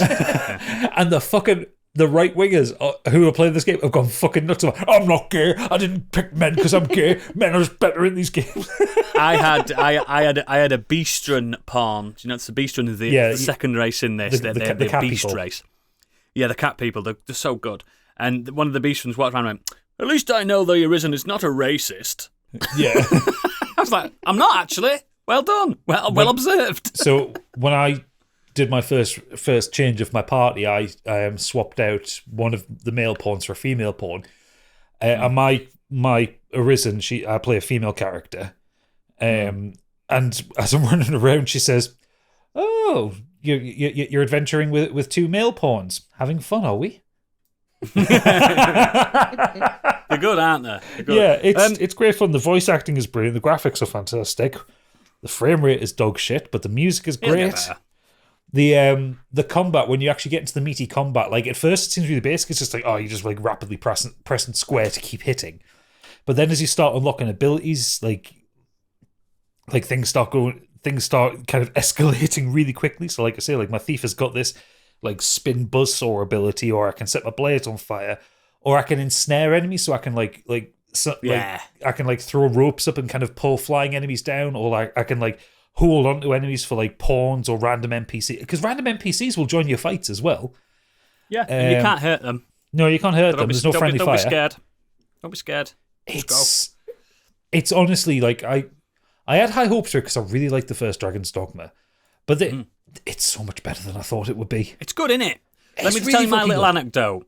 So I'm a bit further than Gadget. I main as a spear mage hand. It's called something like that. So I'm basically a Jedi with dual lightsabers, and I can pick enemies up and throw them off cliffs with a mind. But the anecdote I've got is what Stig mentioned earlier before we move on, is Dragon COVID is in this. So yes. And it's not a spoiler. It's mentioned in the trailer. It's mentioned in the tutorials and stuff like that. So, yes, the Arisen has the opportunity to pull out pawns at his whim, at her whim, whenever they want to. There is a consequence to that. There is Dragon COVID. It's got a real name. I just call it Dragon COVID. Dragon Scourge. I think it's called Dragon Scourge. Yeah, Dragon Scourge. So it's basically an STD. So if you keep swapping pawns, if you keep doing this, if you keep getting too many, the game will throw an infected pawn at you, and you won't know for days upon days upon days. And every so often, one of your pawns will just say something so out of character. You'll be like, maybe we should just kill the town. And you're like, what? What? And you just think nothing of it. And then you look at your pawn at the campfire, and he's got fucking glowing red eyes. Like, what's happened to you? What's happened to you? And if a few more days, if you just ignore it, you don't know anything about it, you go to sleep at an inn or something, you wake up to a cutscene, and that pawn has massacred the entire town, and you are now blacklisted from all quests in that town, including main quests, including anything you can basically stop your progression of the game because you failed not to get rid of the STD, the Dragon COVID, the disease, by not observing and mistreating your pawn. There is only one current known way to stop this happening. Either let that pawn pass it on to a different pawn, or toss him into the sea. Let the brine deal with him. Let the brine, because you can't swim in this. You have to kill them. Yeah, there is a weird monster in the water that just like eats you with tentacles wherever you are. So they didn't want to put a swimming mechanic in this game. No, clearly. So you have to kill them, and it systematically has changed. I'm mid to late game now. It's systematically changed how I play this game now. It is probably the most fascinating aspect of this game. Like Stig says, the consequences, the actions. It can change how quests happen and how NPCs talk to you if they notice someone's got dragon COVID. They'll go, something wrong with your friend there, and you'll turn around and they've got glowing red eyes and they're shaking, and it's like The Thing. Yeah. You don't know who's got it until it's too fucking late. And it's genius. Like, you can literally lock yourself out of main quest storylines. The only way to recover that is by submitting to the town and going to prison for in-game years and coming out, and you've missed all your timed quests, but you can get back into your main story quest. There is consequences. You lose your money, and it's so fucking good. It's like, people are moaning, saying, I hate this, why can't you just not let me... Stop abusing the systems. It's actually really hardcore as well. Like, you can't... Fast traveling, you either need to use a rift stone to take you back to a certain place. You can drop like teleportation points down, but you only have 10 of them. Or you use an ox cart to go between cities, but they only travel during the day, so it takes a while. But most of I haven't used any of them yet. I just quite enjoy bimbling about and just running back and forth. It's the best way to level up, mate. It's the best way to level up. If you want to rest out in the field, you've got to have a camping kit with you, which they're heavy. So if you're playing I'm playing a light character, I can't carry a fucking 7 kilogram camping kit with us. Yeah, you've got to carry food. It's super special. It's a survival RPG, isn't it? If you pick up kind of fruit as you're going along, like it spoils after a couple of days if you don't eat it. If you sleep. Yeah. Also, when you take too much damage, like your health bar gets. Like, the amount of health you can have gets smaller until you, like, have a rest overnight. Have a rest. It's a little bit D&D-like. You know, you get exhaustion, you get injuries. Like, it is really fucking hardcore. And it took... Again, when I was playing Archer, I wasn't enjoying it because I was, like, I wasn't engaging with the mechanics. As soon as I swapped to Thief and I kind of got into the move set and I got into the idea of it, the game just opened up for me, and it's fucking brilliant. I love it so much. You know the fucked up thing how I unlocked the mage spear hand? I saw this one guy, this NPC fighting this thing, and I was like, what the fucking hell moves that? He's floating about. And I spoke to him, and he went, do you want to do it? I'm like, yes. And he just gave me the vocation, like, you can have it. Nice. Like, I'm a fucking Jedi now. Brilliant. I need to find that NPC. Yeah, you do, mate. He's just floating about. Like, it's not on the main quest or anything. You just skipped it completely. But yeah, it's a genius game. I don't want to go on too long because we've already abused our time, Gadget. Yes, abused we have. it. Stig. Okay. I've been to the cinema 3 times in 5 days this week. You've got disease. You've got dragon COVID. Cinema COVID. Open your eyes. Let me have a look at your eyes. They're red, then. They're glowing red. It's shaking. Yeah, it's just because of all the films I've been watching. I've done that. Not only have I done that, I've watched all 3 extended editions of Lord of the Rings this week. Yeah, but that's just like breathing oxygen, isn't it? I know, but like I've managed to get them in on top of the cinema trips. Good lad. Good lad. So, I'll talk about them. Firstly, Ghostbusters Frozen Empire. This is the follow-up to Ghostbusters Afterlife. It sees the Spenglers and Gary, and they've moved into New York City, and they're ghostbusting in New York City now. It's not very good. that was, I could taste that shit. So I love Ghostbusters 1. I like Ghostbusters 2 for all its faults.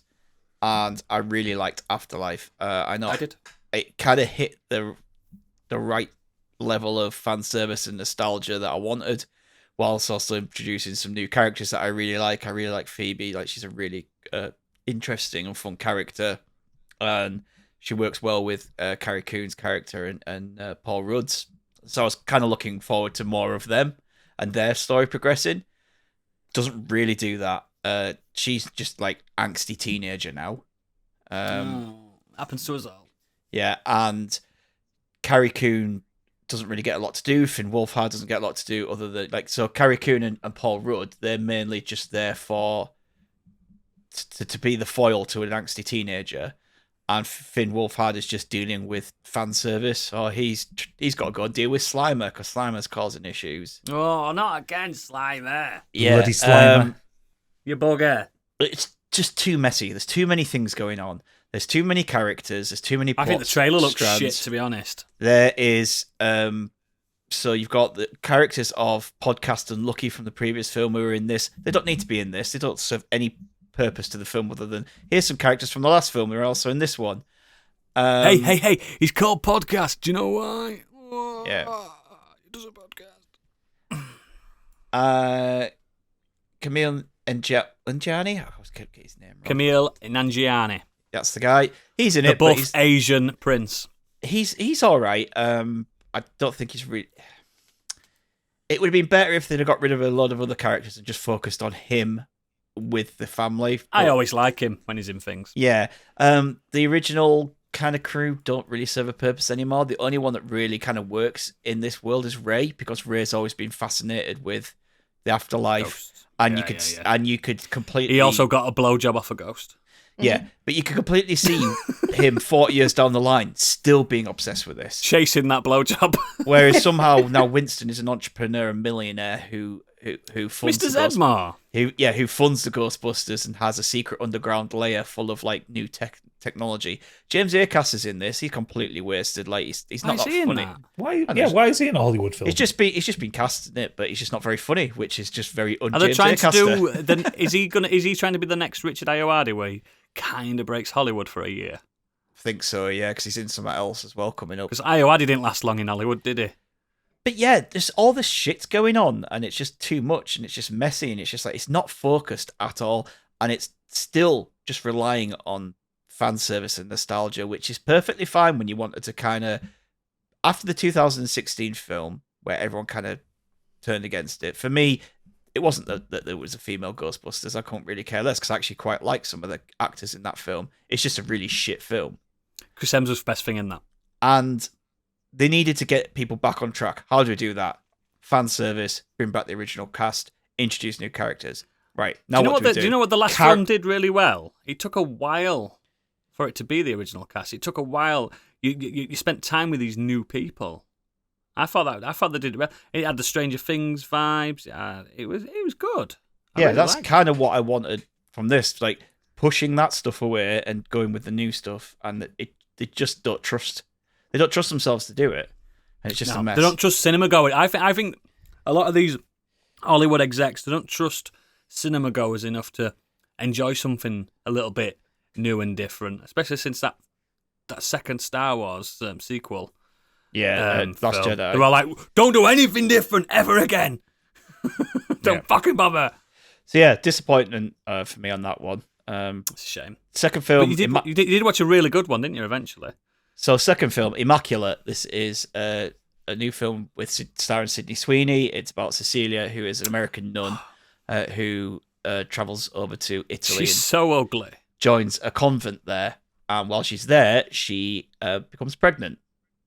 Oh, tat. She has an immaculate conception. She has never been touched by a man. They confirm this. Even the doctor confirms that I've seen her in Euphoria. She has. her hymen is still intact, and I'm pushing through, and That's what the doctor did. Because he's seen it 900 times as well. you can imagine what a nun suddenly becoming pregnant. Yeah, do to, Mary, innit? Yeah. Virgin Mary. So she's there. This whole convent is about it's old young nuns looking after old nuns. These nuns have served their time in the church, and they're either ill or dying. And End of life care. End of life care. This is what the service is. So yeah, they obviously start to become obsessed with her, and as the film goes on, obviously nefarious things have been going on. It gets a bit spooky, it gets a bit dark, it gets a bit traumatic. First half is kind of relying on your typical horror tropes, quiet things going on, then bang, that kind of stuff. Yeah. Second half is where it really picks up, and it starts to get a bit like, there's a lot more going on behind the scenes. It starts to get weird and creepy. I really like this. I do wish that it had lent more into the weirdness and cultishness of it a bit more. But the imagery in it is incredible, because obviously you can imagine all that in Catholicism and crosses everywhere. Catholicism, wow. Yeah, and when there's when she's dressed up as like the Virgin Mary and everything, like it looks amazing. There's no like singing like Sister Act? No, but the singing is obviously like nuns singing like Gregorian choirs. Yeah, and so the use of sound is incredible. So not only have we got like a really like, kind of haunting sounds in the background, you've got the chanting and the singing from the nuns constantly going on. So like the use of sound and imagery, and it's really, really good.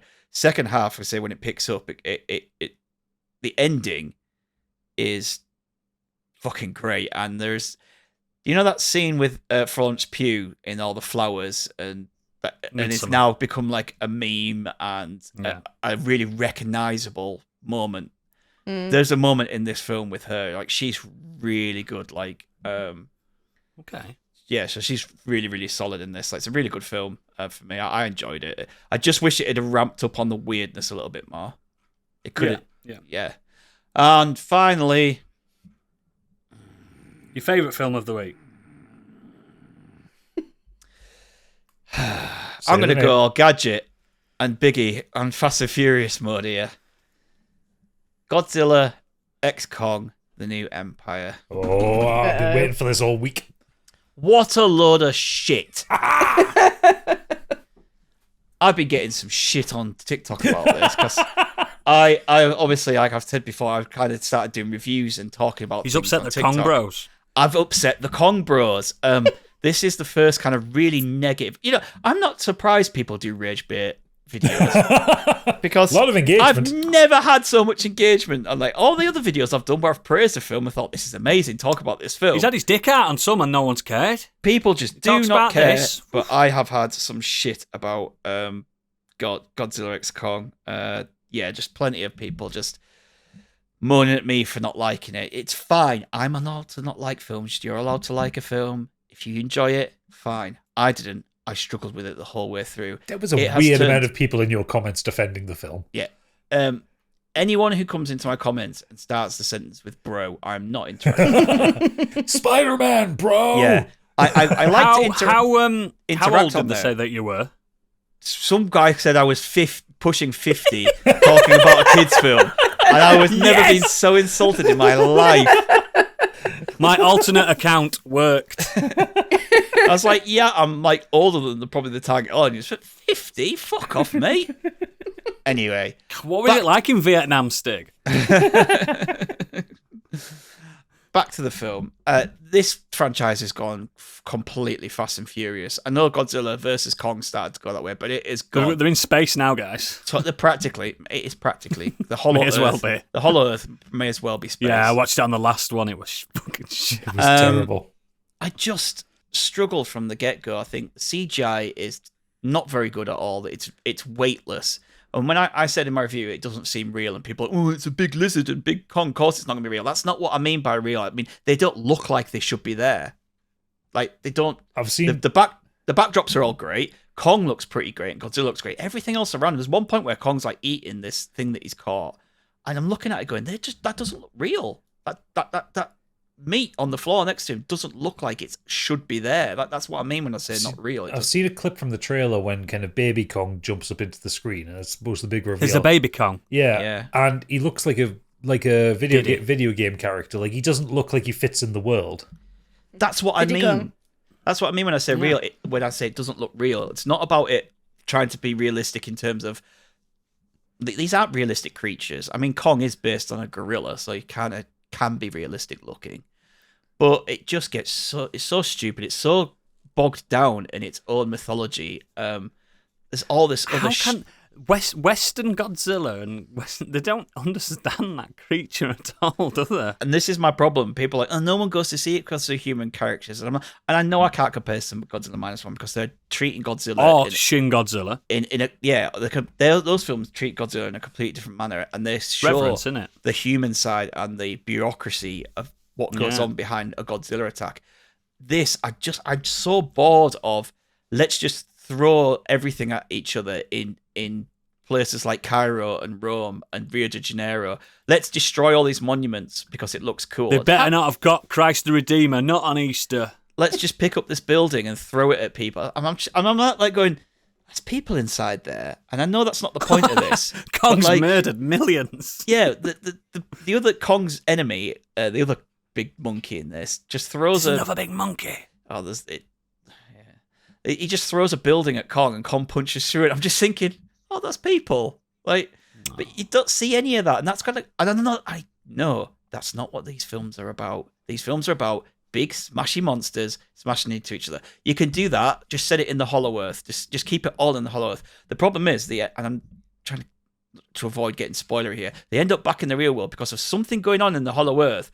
It's just something for the human characters to do. It's like we have nothing to do while Kong and Godzilla fight these other monsters. So we have something for the human characters in this, to aren't do. there? Yeah, we have something for the human characters to do. It's just convoluted mess. It's all this mythology and bullshit, and I just found it so shit. And also, this is a Kong film. Godzilla is barely in this film. Take Godzilla out of this film, and it's the same fucking film. How do they still get away with, because this is the same Godzilla from the Monarch universe and stuff like that. And in that, he's so big, but they make Kong so big in this. I don't understand how now they're running around. Like Kong, like Godzilla runs around. Like it's, and this Kong, is what Godzilla couldn't. If you remember that scene in San Francisco, the original Godzilla, when it lands its foot and you can't even see it through clouds. That was you get none of that anymore. No, do you? I said it's turned into the Fast and Furious, where like Dom is like practically a superhero now. Yeah, is that Kong now? That's what Kong and Kong Godzilla Toretto. well, there's a pod title. It's actually really weird because I watched Fast X this week for Too Fast Too Curious. Don't spoil how you think about it. No, I'm not going to. But they loved it. There is a moment in that where like a big city destroying thing kind of happens, and there are narrative consequences for the characters, and it feels weird to me. Like Stig's talking about it, like, is a Fast and Furious film better written than a King Kong film?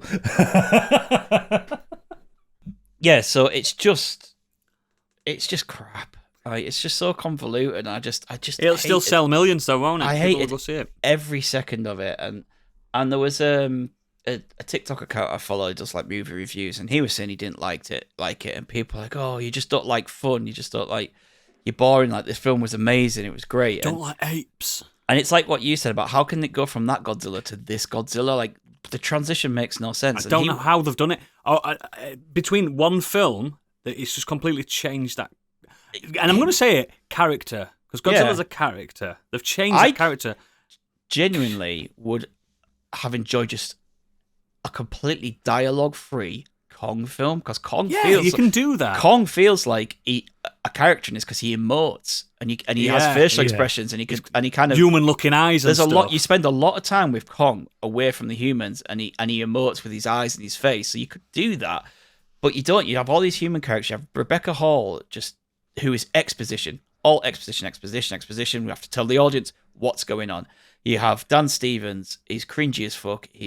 Everything he does has this musical sting, but it's not good music. It's just kind of a jackbox. Never really liked like Dan Stevens. A jukebox of like, let's just stick this song on, let's just stick that song on. Brian Tyree Henry, not funny. He's meant to be there for the comic relief. He's the character. He was in the previous film as that like conspiracist theory. He went into the train that can get from New York to Hong Kong in 10 minutes. Yeah. Not a single laugh in the film. The biggest laugh in the film was a moment involving Kong and the baby Kong. The guy who's cracking the jokes throughout the whole film didn't get any. It's just, and her daughter, Rebecca Hall's daughter, and this has got some kind of special magical power now, and it's just like. So you loved it then, yeah? Yeah, great. But yeah, I was just saying one thing, that the guy that I was talking about on TikTok, he said one of the biggest problems now is Kong and Godzilla just feel like they don't feel massive anymore. The scale is lost. Yeah. The scale is lost with the especially with the Hollow Earth. He said it feels like two just 6'5" guys battering stuff like that. Which it wasn't in the Godzilla reboot. It's weightless. They don't. It was bigger than the Golden Gate Bridge, for fuck's sake. There's nothing great about it, and it's not about not liking fun, because you can make these brainless popcorn films and still make them good. There is plenty of kaiju films that are really good fun that that explore smashing the shit out of things while also exploring other things. Pacific Rim is one. Kong Skull Island actually is really good. Skull Island's great. And Godzilla King of the Monsters isn't a dumpster fire. There's got some good fights. Dull. It's got some good fights though with King Ghidorah and stuff. I saw like that. Godzilla vs. Kong was the first film I went to see back at the cinema after like the pandemic was over, quote unquote. It's not a good first one to see, is it? It was on, and I wanted to go to the cinema. Yeah. But like my criticism of that was the scale got messed up because you've got Kong and Godzilla aren't the same size. They're not the same size. Like Kong is supposed to be able to hang off the Empire State Building. And he can, Godzilla is supposed to be the pick size. up a woman in his hand. Yeah, Godzilla is supposed to be the size of the Empire State Building. Yeah, and it was something that like just difference. didn't sit well with me. The other thing they keep downsizing them and upscaling them all the time. It just swaps and changes. Yeah, the other thing that's not sitting well with me. I've just looked at what Godzilla X Kong has done in its opening weekend. It's only 80 million. It's 80 million. Dune Part 2 did 81 million. It's a million. It's at the same level as Dune Part 2. Because it's just easy fodder. I know. Like, you look and at the it's come out at Easter when everyone's off school. It's come out at the right time. It's easy fodder. Kids can go see it. I just hated it, and I'm not someone that just I'm going to watch this. My son asked me this week, can we go to see Godzilla Kong at cinema for Easter weekend? I went, if I'm going to cinema, mate, I'm off to see June 2, so no. Yeah, like I only went because I got it free, obviously. And just give us your last line. Give us your last line from your TikTok video because it's a good line. Oh, I prefer Roland Emmerich's Godzilla. Oh, brave. Think about that. Still hurts. This is the worst one. Going in all of them. deeper underground. Wow. Oh, the better soundtrack banger, as well. though. Absolute banger. Right, enough of that. Candy, you've been doing out like that, out to this scale. I have had a busy week actually. To be fair, maybe not to that scale. To start with, I will say that I have finished Final Fantasy Rebirth. Without saying it, that ending though, huh? I've got a bit of a moan. Little bit of a moan. And I'm not going to go into spoilers. Is this the moan that you had at me? I will get into that. But no, that's not the only moan. And I will say this with the proviso that I really enjoyed this game. I loved it. I thought it was better than Remake. I thought it was just an absolutely fantastic game that got a little bit worse as it went along. The majority of the game, I'd say a good 85%, for me was probably a 10. I will to a say 9 by the end. Maybe even a little less. I think that in hindsight, maybe it was a case of moving from set piece to set piece quite quickly. The ending's rushed. The ending is somehow rushed and somehow such a slog at the same time. Like there's the moment where it says, if you go beyond this point, you can't come back. Blah, That's blah, it. blah. Yeah. 2 hours away, maybe an hour away. I think. No, the final part is. Oh my god! It goes on and on and on, and it keeps rewinding to certain other characters reliving this particular moment. I think the revelations are fucking transcendent. It was clever how they did it. I really loved it. I think some points in the story where maybe some of the impact was taken away a little bit, and then there came the final boss. Several phases. Probably about 42. Isn't it emotional? It is. It was very emotional for me because on the final stage of 42 stages of final boss, You died. I died. Now there comes up a menu when you die. Mm-hmm. Continue from last battle. Continue from before the point of the last battle. Continue from several points before the last battle. I thought, right, continue from this battle. No, I selected. I was there. I was umming and ahhing for about 20 minutes. I texted Gadget. I was like, what do I do here? Because I don't want to go back. I'm not playing it on hard, but I'm playing it on normal. That's a lot of gameplay I've been through. Like the instinctual thing would be, continue from this battle. Continue from this battle. Nope. It sent me back about 5 phases. One of the phases, you'll probably remember, Oodles, is the one where you have to, with the hands. Yep. The one boss bit. The one that took me a while to Figure out. click. Yeah. Because you're a Dingbat. Dingbat. I know. Dingbat. Yeah. Yep. Dingbat. dingbat. I didn't die, but I can imagine that being very annoying. It was extremely Because infuriating. I'm an elite and pro that, gamer, 24. Well, 2024. this is it. And that is what knocked it off a 9, which was previously a 10, to a strong 8.5 to me. Who did you go on a date with? Barrett. Yes, girl! Barrett. Yeah. I did not know that was an option. And it said, I thought my relationships with everyone else were pretty good. But no, Barrett. And it was very tender, actually. It was a lovely date. He does Is he a reveal a gentle lot, lover? doesn't he? He is a gentle lover. He's got some sound Yeah. advice. He kisses you gently on the forehead. But no, I did really enjoy the game, and I'm I glad had I a date played with it at Vincent night. somehow. Yeah. Do you know what? As well as like, Probably you closest said I'll that ever get to Vincent, dating Matthew Mercer. Yeah. Yeah, exactly. I don't So I know had a how date you with- would, because Vincent is, for them to introduce Vincent Very early on, isn't it? Very Mm. late on, sorry. Yeah, and he doesn't get Maybe I much just to weren't do. making friends with anybody. Yeah. For him to have such, he's such a beloved character, isn't he, Vincent? And he's got maybe a handful of lines in the entire game. So he was sort of woefully unused and not a playable He was character in the either. original game. No, yeah.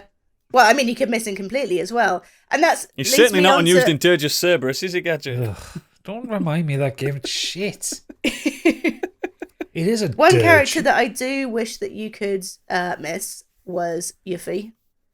My God, I wanted to murder But her. she's so cool to play as, but she doesn't shut up. No, she's not cool to play as. She's no. She's got some of the best moves. No, I can't. You didn't enjoy her synergy moves and her element magic. No, I didn't care. I just find her so annoying. I gave her no equipment, no nothing. I was like, just die. Just She's fuck off and 15, die. mate. Leave her alone. I don't care. No, 15-year-olds boy. are dicks anyway. Mega Yeah, dicks. actually. She's a chav. She's a chav. That's what she is. So yeah, loved it. Little bit feel like they fluffed the end a little bit. But the For me. ending to remake is the worst bit of remake as well.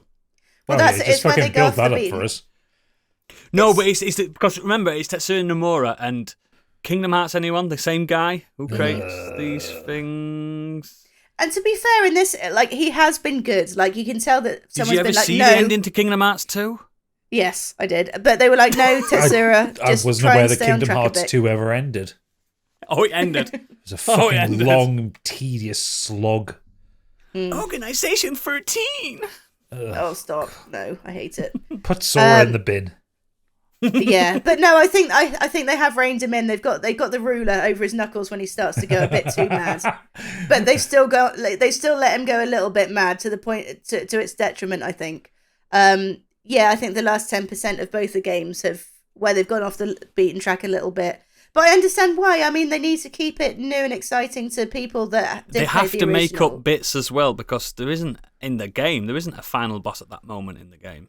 Well, exactly. So they have to make up this false. That's what they did in remake as well. This false, urgency. This false last boss in a game that doesn't have the last boss there. So it's insurmountable odds to nail it, and I don't think they ever will. Apart from in this third version, that's clearly going to be called Reunion. I think so. I think you would think, wouldn't you? Yeah, that's going to be the proper ending to this. This game's going to be a 10 when all 3 parts are in one thing. I agree, and I do regret not having played Remake again directly before, and I think before the next one comes as one out... cohesive thing, Yeah. it's going to make sense. It's going to build on itself. It's going to be fantastic because the combat system is next fucking level. It's perfect. There's nothing with the gameplay, nothing needs to change. Story... But again, I was saying... What about catching the Moogles? There are quite a few side quests. I'm sorry, Mrs. Hen. You're going to have to collect your fucking chickens by yourself, love. I'm busy. Shite. Oh, Queen's Blood as well. But, yeah, no, I can understand why they've made the changes that they have. Not that it's a change to the story per se, but it's a maybe different take on it. But it keeps it exciting for the people that played it originally, and it keeps it true enough to the original. In my opinion, it didn't change the story as much as I expected it to. Not till the last few hours. Yeah. And even it's debatable how much they did change. Yeah, yeah. With the conclusion you get in that, it's like, has it changed? Mm. As much as I'm I'll saying. talk to you privately. Yes, you shall. But yeah, thoroughly enjoyed it with a couple of little gripes, but Yeah. play it because it's great. I actually just downloaded what is it? Not Dirge of Cerberus, Crisis Core. Crisis So Core, yeah. the new version of that, the remaster, is Yeah. brilliant. It's fucking Actually, brilliant. it might be worth playing that. If you haven't played Rebirth yet, it might be worth playing that, I think, potentially before playing Yeah, Rebirth. there's a lot of Zach. Yeah. But yeah, moving on from Final Fantasy VII, because that wasn't actually my main. You turned it watched- into it. Turned it into my main. I'll be quick with this one, because you talked about it in the green room. I watched Roadhouse. Roadhouse. Isn't it sexy? I really enjoyed it. I You knew I was going to say it, didn't you? You knew I was going to say it. I really didn't enjoyed love it. I just really liked it. It was fun. It was fun. And everyone it was... hates it. Everyone fucking hates it online. Do you know what I think the issue is? I think that the trouble is that it is... Conor turning- McGregor. That's the issue. Where the quite fuck like is Conor everyone? Where the fuck is everyone? But he makes up for it with awful. his ass. Yeah, He is an ass. canny little ass, isn't he? Oh, I need a tight little thing. I think the trouble was it is turning tongue in cheek, but it's so dry that It is a comedy, isn't it? yeah. I don't think everyone would necessarily. I think maybe Brits would understand more that it is tongue in cheek than Americans. Yes. because it's I got think that it's very taking the kind of piss dry. out. It's taking the piss out of Americana in a way. Yeah, and it American has dream. got a very dry sense of humor. Like if you were going into it thinking, I can understand why people think it would be like a crap kind of hero's journey. Yeah, yeah. But But it's more. This hero is fucking broken. Yeah, and a guy gets eaten by a crocodile. I mean, Yeah, this he guy, like, does. he gets away with everything. Like he's straight up murdered people. And Murders people. Just like, I mean, I guess in the end of the original Roadhouse, he's like the police chief's like, yeah, go and fuck off quick. Yeah, He didn't cause quite as much damage as the new one. Like there's murders. There's I think in the original, Swayze just to watch that recently again. Swayze just tries to ooze some sex appeal and do a lot of roundhouse kicks. In this, it's an MMA film. yes. That's the difference. So I'm going to spoil a little bit because I don't think anyone cares that much about spoilers for Roadhouse. It's barely a plot, Apologies. guys. Apologies if you do. So Dalton, the main character, is an ex-MMA fighter, and it turns out that he has stopped MMA fighting because he got carried away, and after knocking out a guy and clearly having won, he carries on smacking him in the head, which obviously like smashes his skull and kills him. And it's alluded to that this guy was his friend in the first place, and there's obviously this big backstory. I don't know whether it got cut out, but there was no explanation about why he carried on and killed this guy. Like, I was expecting this big... Do you know what? In my mind, it came out like it would have turned out that he was a nonce, or this guy he'd raped somebody. Or there was a reason fucked his why. wife. There was a reason he continued to crack his skull. No, he does mention it slightly in passing where once he sees red, once he's been hit too many times, he can't stop himself. Not, that's It's not enough, is it? It's not enough. though, is it? He would have been in No, it's jail. not. There's no reason for him to It's do really what pretty did. though.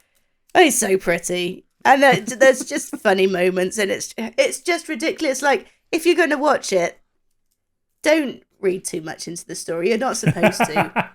There isn't a story. It's just a wrestling film. It's just people fighting. The original film wasn't known for its Shakespeare-like qualities. No, I don't think that critically reviewed very well anyway in the first place, did it? It wasn't like a darling. It's more of a what do they call it? It was more women of a certain age drooling over Patrick Swayze with his shirt open. Oh, I'll tell you what, watching it now at 28 years old, I have reached that crazy certain age. I have Swayze reached that was stupidly particular good looking, weren't he? crazy for Swayze. My God. Yeah, he was stupid good looking. Yeah. But yeah. Yeah, I like Roadhouse. Fuck 'em, Candy. Me and you were on Team Roadhouse. Exactly. Yeah, Team Roadhouse. I've got two more. I'll do it in the green room though. Fantastic. Speaking of our little Team Roadhouse listeners, what have they been doing? What have they been up to? So Mike Holstead has said more Law and Order SVU this week. and then rewatching Lucifer, which is really fun if none of you have seen it. Is it worth it, that one? It's the fun. piano-playing devil, isn't it? It's Lucifer from DC, isn't it? It's tangentially, yes, but not quite. It's proper Lucifer Morningstar, though, isn't it, from DC? Yeah. That's real and stuff. I know Pip fucking hates it. So, I mean, Oh, really? it might be good then. He also said, started listening to the audiobook of Rendezvous with Rama, which I'm enjoying so far. My man. Gaming-wise, I've reinstalled Fallout 4 and started it from scratch. I think I've already found new areas that I didn't find the first time I played it. I've never fully searched that map. That's a big map. I've done it on one of my playthroughs. I've like proper 100%ed it. Big old map, that one. Yeah. And there's a lot to do in it. There's a lot of repetitive stuff to do in it. I barely explored that contaminated zone at the bottom. Well, the it's glowing fun in sea, there. there's some great shit I just in there. did that mission that you have to go for and then when got out of you there. have when you have to go to see. But is shit, there what's his more name? to actually see there? Because it's a massive... Yeah, there's loads. There's loads. There's loads there. Oh, it's so much fun. Go after you've played the game though, because you're not going to be strong enough to withstand those rads otherwise. I didn't even do Far Harbour or any of those either. Far Harbour. Far Harbour's great. Far Harbour is like Fallout 4's equivalent of the Pit. Like, it's that good a DLC. It's really fucking good. And Nuka World was good. I love Nuka World too. Nuka World was good, but it was like dumb fun, whereas like Far Harbour Where did had a they lot put to that it. in the map? Where did they put Nuka World in the map? So It's a separate it's a separate map. You there's like it adds like a transit station off to the west of the map. Just fair enough. yeah, and you go out there and it's like in the desert and it's a lot of fun. There's some really fucked up monsters in there. Like the Nuka Lurk King is awful. I wish they'd do a PS5 version of that. No, They are, I think. they are. It's just been delayed a couple of times. They do a next gen upgrade for it. Brilliant, I'll get that. Super Natty Cat has said, this week I have continued playing Muff Divers. She means Hell Divers. She likes calling it that, doesn't she? Yeah, I'm level 20 now and even more deadly. To the brave Muff Divers who play with me. She's way past my level now. I haven't played it in about a month. I'm only on level 10, I think. Level 5 Muff Diver here. I'm level 21. I got rid of my PS Plus. So. She says, I enjoy this. That's why I bought it on PC. Even though I know it'll look better on the PS5. Yeah, you got to pay for it extra, haven't you? Yeah. She says, I enjoy the thrill of harming others accidentally with a grenade launcher. Otherwise, this week I've been listening to old Snow Patrol. I never used to like them, but I'm all over them right now. Oh, the band. I thought it was a podcast. No. No, the band. I've also enjoyed... We were talking about Snow Patrol, me and Kate, the other week, saying, like, it's just one of those that If every now and again we'll put it on. Them guys. We'll put it on now or something, and then just forget about it for months. And then you'll listen to any of another their song. other songs. Yeah, they got some good songs from the earlier albums. I don't dislike that song. I think that song's nice. They have. I think the problem is they're painfully radio. Like, I can't... They like sound like wallpaper to me. They're not as bad as radio as The Killers, though, are they? The Killers are so radio, it hurts. Mr. Brightside's a banger. Yes, but it's overplayed. Nonsense. Massively so, but it's like an anthem of our generation. Yes, I suppose. Anyway, she goes on to say, I've also enjoyed watching Poor Things, but I had to turn it off 30 minutes in when... Okay, this is quite the sentence. When Mo came into the living room, saw a half duck, half pig thing and Bella spaffing off with a cucumber. He said, what the fuck is At this? the table. She's at the table. What does she call it when she's fingering herself? What she said? Pleasuring yourself to some No, I get it. It's got, she names all the sexual acts really funny things. What was it? Well, while he's working that out, I'll go on and says, I was like, quote, it's called culture, darling. It's won loads of Oscars, end quote. Nevertheless, we turned it off. Working on myself to get happiness. That's right. Fucking hell. I'm not watching this film. It's great. It's amazing. It's so fucking good. But I just can't. Not Mon Petit. Nevertheless, we turned it off. Good films. Nevertheless, we turned it off and began the second season of Physical 100, a fitness game show from Korea where fit people from all walks of life and careers go against each other in challenges to find out who can call themselves the greatest physique. Highly recommended, but do not watch the dub version. Fuck you, Super High Cat. Watch the dub version. It's hilarious. Watch the dub version. It makes it 10 times better. So yeah, that's my roundup. Stuarticus has discovered Miss Rachel this week. She's a baby YouTuber, and I think my brain has melted. Miss Rachel. Sounds like a dominatrix. Hire Miss Rachel. Get her down here to the office now. Dum dum dum dum. She's here. She's got high heels on. Miss Rachel. Next up, Mr. Worldwide Planty has said, "Ahoy hoy pals. This week has been a truly mixed bag, but then every week is in my media consumption. For 100 Things We Learned from Film, we watched and talked about the brilliantly stupid, futuristic Manhunt Split Second with Rutger Hauer So good. and some bloke out of Taggart. We learned a lot about Transport for London and Charles Manson's Star Sign. I used to work for Transport for London. We finally got round to watching Damsel on Netflix, or Fry Hard, as it would be better called. An even better title would have been Cancelled Millie Bobby Brown Netflix Project. Let's just say your subscription hike didn't go on the Dragon special effects. 2 out of 5. I didn't hate it. Oh, I liked The it. special effects on the dragon were good. I thought they were all right as well. And she the one sounded great. Yeah, that's the one thing they put into it. Yeah, I didn't hate that film at all. I thought it was fun. What's taken most of our time this week has been Guy Ritchie's The Gentleman TV show on Netflix. Great show. Loosely based on the premise of the film of the same name, with a posh bloke is a right naughty geezer growing weed on his estate for all that schlag Ray Winstone. It's much better than I make it sound, as it's riddled with Ritchie's DNA in the style, soundtrack, and dialogue. Yep. If the X-Files like I said, I watched it and I was like, oh, I enjoyed watching that. I've completely forgotten it now.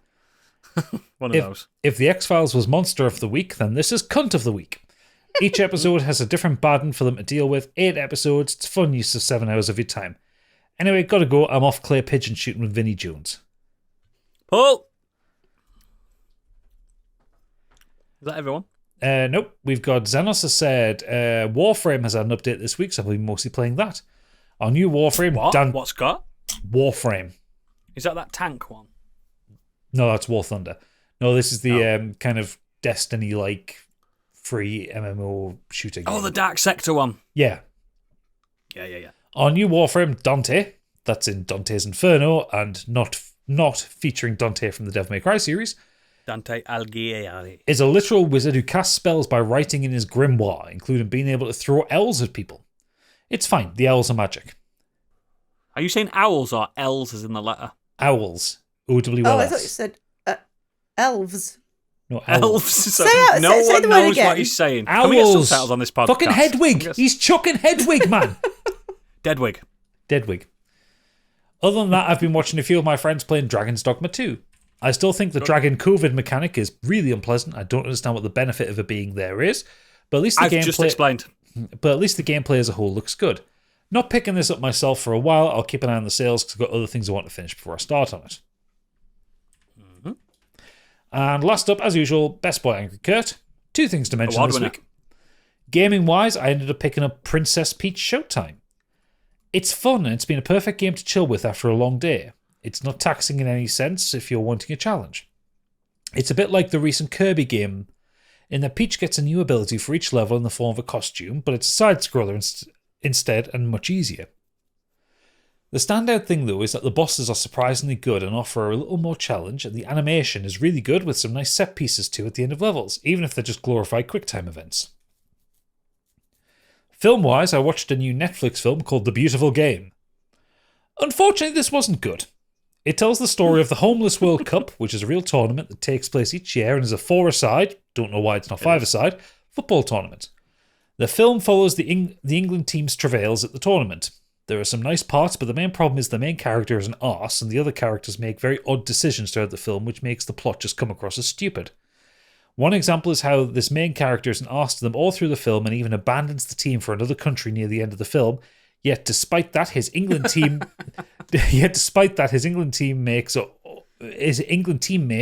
are all cheering him on the last game. It doesn't make any sense. It stars Bill Nye, and even he isn't very good in this. It looks like he's just doing the minimum necessary to pick up his Netflix check. Pay his mortgage, baby. Probably is. He finished off saying, I've also started 3 Body Problem, but more on that next week.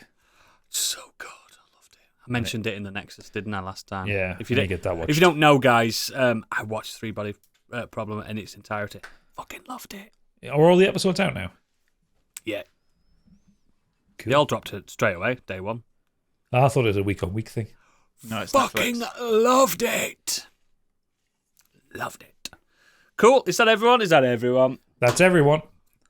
As always, links to all our extracurricular activities are in our show notes and at modernescapism.co.uk. Please consider becoming a patron because very fucking soon, by the time you hear this, will be in April, and April is the launch of Modern Escapism. And you've got all the backlog of the finale to Too Fast, Too Curious. Well, is it going to be the finale? Or Well, until the next one comes out. Yeah, Until the next 11th one. film comes out, I've got so many things to shout about with that film. Fuck That's me. going to be great. The conclusion to what you want from the longest running podcast series of all time. To be fair, we've suffered for that, Art. And you got all Kenny Potter to listen to and all the other wonderful things you do, and you get access to his green room and everything like that. There's no point in not being a patron at this point. We know your wages have gone up. Cost of living doesn't exist anymore. Let's pretend. If we pretend, it'll go away. It will go away. It doesn't cost anything to live anymore. Not anymore. Candy's made Everything's sure free. of it. Give us your money. Give it. I choked Did you up say, and I got did really you say, emotional. give us your muttony? I just choked up. No, I had a bubble in me. Do you know when you get them bubbles in your throat? When you get bubble voice like that. Yeah. And bubble, it's all these champagne I've been drinking. Give us your money so I can afford more champagne, please. But it's usually the end of the show. Zoodles. I'm middle class now. Middle class. Call me Toodles. Yeah, we usually end the show now, but before we do, if you like science, if you like philosophy, this is not the segment for you. It's Candyland.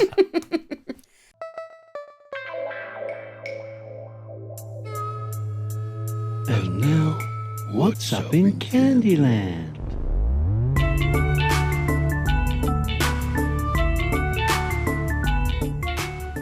Well, I've got a confession to make because this is going to be crap because I forgot about Candyland until we started recording. I know. Bum, I can't believe it. The one job. But I do have. So whenever we Tell us record, what's you in might. your brain right now. Yeah, like, No, well, I'm about to. Because when we're recording, you might, if you watch the YouTube version, you might notice that I sometimes just drift off. Like if I'm sitting there like that, Mate, There you is do some- that in person. there is something going. Well, because that's me. There's something going on in my head. I should probably get tested. The bouncy ball is going around in a I different hope you don't direction. do that when you're working. Just like She does. I do. No, I do. Well, no, because I'm still looking, but arm. I There- definitely there's- tune out. When Candy was tattooing me, there was like 2 points throughout the day when I'm talking to her and she just like stops responding. The And body is the body is present. imagine she's but doing the a mind is not. lightsaber and it's like, I didn't want the lightsaber to be that long. Why is there a bell end at the top of this lightsaber? Oh, I do that all the time on purpose. No, You there's need to worry about the I- hilt of this sword. They look like there are testicles. moments when I tune out of life, and it happens every half an hour. So I tuned out a little bit whilst we were talking earlier. I can't remember what we were talking You have to about. No reboot shit. yourself. So I got that song stuck in my head. Do you remember that one called "What's She Gonna Look Like with a Chimney on Her"? Yep. What's she gonna look like with a chimney? Well, firstly, did we ever find out what she looks like with a chimney on her? Like a house. Okay, Maybe. no. Do you imagine her standing up or lying down with a chimney? Because Is I that the imagine actual her. lyrics, or did we make that up as kids? I know the song. Is that No, the Oh, it's well, the like- actual lyric. No, that is the actual lyrics. Not That like makes my no mother's got my fucking money, sense. she's got a trombolese. So Yeah. it's Yeah. so it was the Tampere verse featuring Maya, and the title was Maya, Feel It. yeah. And yeah, first Oh verse. yeah, it sampled Michael Jackson, didn't it? Yeah, so the first verse is, you got it on the side, a little one night thing. I thought it over, and this time I'll forgive you. Well, I'm not letting go, but I don't forget I know. You made your bed, and she was in it. No, no, no. What's she going to look Yep. like with a chimney on her? Okay. Do you want to That's- know what? Do you want to know what it means? Oh, please, yes. Finally. It's a After all these reference. years. It's a reference to the Wizard of Oz of what's a witch having a house dropped on them. Oh, no shit. That's boring. That ruined Candyland. The line No, from Urban no, Discharge 1996 release, drop a house on that bitch. So they're basically saying the woman is a witch and what's she going to look like with a house on her. Yeah, that's so fucking clever. That song's just, it's gone into the stratosphere. It's Why bigger not a than it ever conservatory was. though? Why not like the front room on her? Why Because not? they didn't do that in The Wizard of Oz. She got yeah, trapped. the Yeah, but it was a whole house. Can't you remember the feet that rolled up and went under Yeah, the but the house? chimney wasn't on there, was it? It was the whole house. There was an alternative reading of it that was a chimney was a black eye and domestic violence was what the song was about. I prefer maybe the that Wizard could of be- Oz one. Wizard Yeah, of I Oz, prefer for the Wizard of sure. Oz one. It's more So blissful. Anyway, I've thought of a game, and we'll do a quick round. So Let's go. I've thought of a few here that have been mentioned on the podcast. Alternative lyrics. So there's things we've mentioned on the podcast, and it has to be a 2-syllable word. What's she gonna look like with a mm on her? So I've got one to start. What's she gonna look like with a GameCube on her? Who's next? Gadget next. Oh shit! No! Oh fuck! I can't. It's hard, isn't it? It's hard, isn't What's it? she gonna look like with a King Kong on her? Yeah, that works. What's she gonna look like with a horse punch on her? What's she Oodles. going to look like with a gom jabbar on her? No, that's too many syllables. Oh, is it? What about What's she going to look like with a... No, I can't say it. What's she gonna look Penis like on with her. Not in her, on her. with a Sweeney On top of her head. Oh. Are we back? Yeah, was a long yeah, one. Yeah. Oh, you all froze as I went into my sexy one. Do you have a sexy one? Do it now. Shh. I said, "What's she gonna look like with a Sweeney on her?" Delicious. What's she going to look like with a roadhouse on her? What's she gonna look like with a Gundam on her? Oh, let's go! Fucking go! What's she gonna look like with a Metal Gear on her? What's she gonna look like with a candy on her? Oh, pretty good, I reckon. Type that in Pornhub. Go on then, what's the next song? Oh, I haven't got any more. So it's a game with one round and we've finished the round. We've finished. I tell Yeah, you but what, I mean, mate. our listeners can carry it on in the Discord. We'll start at what's she gonna look like channel. Mate, the people in our two- Discord don't two listen to syllab- this. Two Separate syllables. communities. Two separate communities. 2 syllables. It has to do with the most recent podcast. Sorry, guys. Sorry. Okay. Thank you very much, Candy. You, as always, are a universal treasure. Thank you for listening to the podcast. We'll see the patrons in exclusively, freshly cleaned for spring green room. But for everyone else, bye!